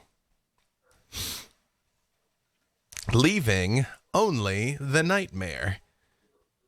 We're all right with leaving these creatures out in the world. Oh, they're not out in the world. I think I put the fear of the gods into them. They'll be reporting to the Black Pits. You command devils and demons. Those little ones are real dumb. It's not too hard. Yeah. I'm quite confident I intimidated them as much as they possibly could be. I turn to Freely and I say, we're going to need to have a conversation after this. But it just keeps working out though, Alindra. Like, I mean, I realize he's all like, I'm terrible, but he's usually only like Devils terrible. and demons, Freely. Devils and demons. I mean, like, Havilar counts, doesn't she? Don't you? Freely? No, like Zuni? No? Zuni does. Zuni does. is a Right? devil. See, no, and Zuni, that big old girl, the tummies are, and he very much starts like rubbing Zuni's tummy and like giving her like Zerberts, which he kind of struggles to reach. I'm sure it's gonna be fine, Alindra. Don't worry about it. Although, excuse me, is that a giant flaming horse standing over there? Flaming steed, I am Briv Steelmarrow. Wouldst thou do me the honor of becoming my next love in the course of my long history of mounts? Many of them have died gruesome deaths. But I am sure that thou art more powerful, and therefore shall be the best of them, except for Spiral, my griffin. he is completely unconquerable. But thou wouldst be a very steady number 2. Hey, Wouldst thou be betwixt mine thighs? shout out to Spiral, our homie who ain't here. So, Briv, give me persuasion, but with disadvantage. But you That's don't fair. have to roll the d12 because you are a paladin and she is a fiend. Fully aware of how ridiculous this is. Like Havilar and Alindra, you both are like, she's looking at him kind of like, I'm aware you're trying to tell me something, but she's real. All right, I gotta I'm check just my gonna persuasion. let this play one more out, I time, so- suppose. All right, let's see. Persuasion. Oh, I am proficient in persuasion. I keep forgetting that. You're so a very that is- charismatic orc. That's a 22. 14 on the disadvantage, so plus 8. Yeah, 22. You see, it sort of like looks at you for a second, and it like looks at you, Havilar, and then it looks back at him, and it kind of turns his head and looks at Briv again like it's not sure, and then looks back at you, Havilar. The problem, I'm just saying for Infernal. Actually, you can't talk back to me. Where's can't. Freely? Oh, yeah, right here. I was doing. Wait, does it want Tommy's Cutting. service? But No, it's trying to talk, but it doesn't. This is gonna get really complicated, isn't it? Do you speak Infernal? okay. So here's the thing. This is a little awkward now. Okay, so I can speak to animals. This magnificent creature is not an animal. She is a fiend, which apparently Lindra's got a problem with. It's like weird. Well, you can talk to Zuni, and Zuni's a fiend, but she's an animal fiend. So Well, here, I'll give it a shot. How do I say hello in Infernal? How does that? it sounds like just make like coughing sound. Sounds like coughing in Latin. Coughing in Latin, coughing with a lisp.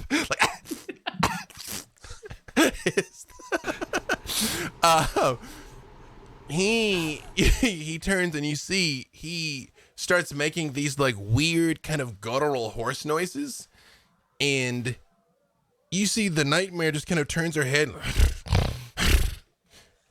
and he turns back and he looks at you, Briv. Briv, roll 1d4 for me. 4. I hope that's good. 4 is what you got? Yeah.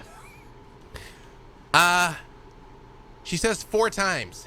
She'll come when you call 4 times. I shall take it. And you see the nightmare kind of like backs up a second, and she like breaks out into a full run. Like she's coming straight towards you, Briv. And you see she just sort of shimmers and disappears. I wonder... But wait, I don't have thine contact information. Oh no, she said you just call out for her. She'll know. What was her name? Clarabelle. Clarabelle. You know what? Beautiful. Chat. Name the nightmare. You know? This is how you get Horsey McHorsemare. But yes. I'll be honest, I like Clarabelle. I assumed it was like with a K and a bunch of apostrophes. Yeah, exactly. scattered around through Like it, yeah. there's some silent Q's in there. A-L apostrophe A-R apostrophe A-B Hey, dash. Clarabelle spelled like very metal and abyssal is valid, but chat, you all tell me what the name is. And while you all are standing there and this magnificent creature vanishes, you hear, oh no, oh gods. And over a hubbub of villagers cheering your victory and assisting those wounded in the fighting, a clear voice cries out, "Oh, my stars! I can't believe he's gone and done it! Where are the guards? Awesome stout folk! Please help me, or we're doomed!" And that is a good place for us to stop for the evening. Hopefully you guys can see me. I just like pulled up the Twitch for the first time, and Twitch is blank, but I see chat, so I guess y'all can see. I guess if no one could see, my phone would have rang by now. So, sorry if this was like a radio play this entire time. I'm pretty sure you could see us. But thank you all for tuning in. I did not give you the second chess code after the break, but I can give it to you now. All I said was it would be after the break. I did not specify. The second Chess code is Practical Jokers, but with an exclamation point. I think exclaim is part of the code. But again, you're absolutely right, Jen, that this is just verbal components because it's Practical Jokers. That sounds Ironically, like that's how you say hello in Infernal. what? Weird. Who'd have thought? Practical Jokers. Wait, I thought you didn't speak Infernal. And I, again, the consummate professional that I am, need to pull up the results of who actually won today, because in all of the things that I was opening and closing, that was the one thing that I did not open. So while I'm trying to pull this up, all of you tell us real quick again who you are and where they can be located. And we'll go in reverse order, back around the horn this time. So we will start with you, Jen. I am Jen Kretchmer. You can find me on Twitter as @DreamWisp. You can find me on Twitch as DreamWispJen. I'm going to stream right after this, among other things. You also can find Alindra coming soon to Idle Champions. You can find the Grant Familiar benefiting the Grant Imahara Steam Foundation for the next 2 weeks. I am one of the authors on Candlekeep Mysteries, which is in stores tomorrow. I'm the creator of the Accessibility and Gaming Resource Guide, which you can find in my pinned Twitch, in my pinned Twitter tweet. And what else? I do other things. I'm around. I do stuff. And tomorrow, starting tomorrow, Heores of the Plains.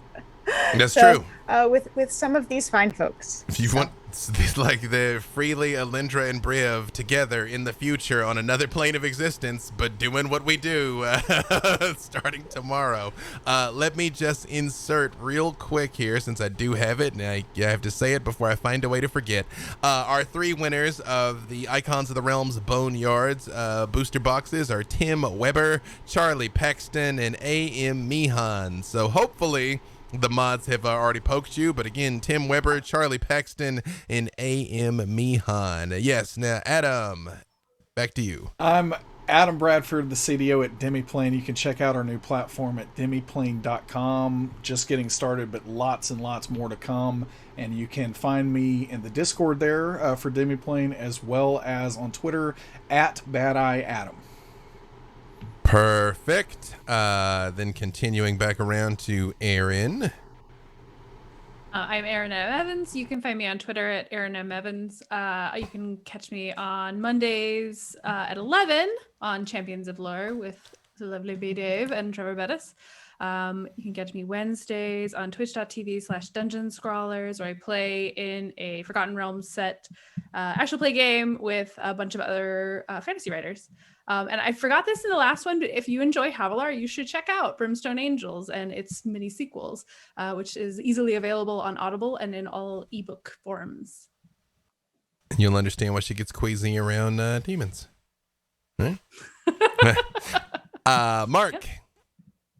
Hello, I'm Mark Muir. I do voices in video games, and these days I also do a fair bit of role-playing on Twitch and other places. You can find me on Instagram. You can find me on Twitter. This week, on Thursday, you can catch me in the 2nd episode of Tollus, where we bring the classic setting to 5th edition Dungeons & Dragons. That's on the Roll For It Twitch. You can also hear me on Stitch of Fate, a podcast by night that drops every Friday and can be found wherever you find your podcasts. And of course, I am available on Cameo for all your Mass Effect catchphrase related needs. And last but certainly not least, Christina.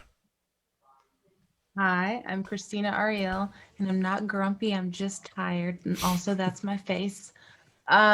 So you can find me on the internet on Twitter and Instagram at Christina Ariel, KRYSTINA ARIELLE.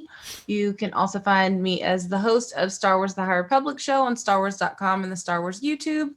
And you can catch me this week on Hello from the Magic Tavern podcast. So you can hear me as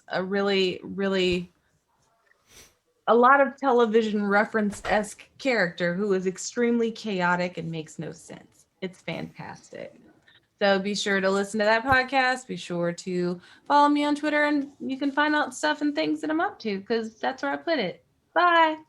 A wise ASMR bard cleric once said that I won't tell you to smile because that's something only jerks do. Not this one. The other one. That was a deep cut to the deep cut. B. Dave Walters, I say words about things. You can find me wherever fine streaming content can be located. As again, Mondays at 11 on this very channel with the lovely Aaron and the lovely Trevor. He gets upset when I tell Aaron how pretty she looks if I don't tell him that he also looks very pretty. Tomorrow, again, Heroes of the Plains is starting back again. We're getting the gang back together. So that's tomorrow at 6. Wednesday, Starfinder Skyward Stars is beginning at 7. We will be announcing, by the time you see me again, we will have announced what the Black Dice Society is and where you'll be able to find it next Monday. That's coming out. And let me give you the final bits of announcements here. Gave you the winners of the giveaway. The Pirate Briv and Flo and Pirate Alindra and Griff theme packs will be available on Wednesday. Go Team Pirates. I realize they're not here for the pirate story, but pirate outfits are self-validating. So if you have the ability to have people dressed like pirates in your formation, why would you not do that? I'm just saying. Jen Kretchmer will be on Idle Insights on Thursday, the 18th at 1 p.m. to chat with Margaret about all things Alindra. The first vote for next week's show is live now. It went up at 7, so you can log into Idle Champions to vote to effects next week. To stay tuned to Idle Champions on Twitter to learn out more about the next Idle Champions Presents Adventure, whatever we're going to be doing next. And then that line was written twice, expressly just to trip me up to say the same thing back to back. But that's cool. That's cool. I passed the test. So thank you all for joining us, and we will see you next week.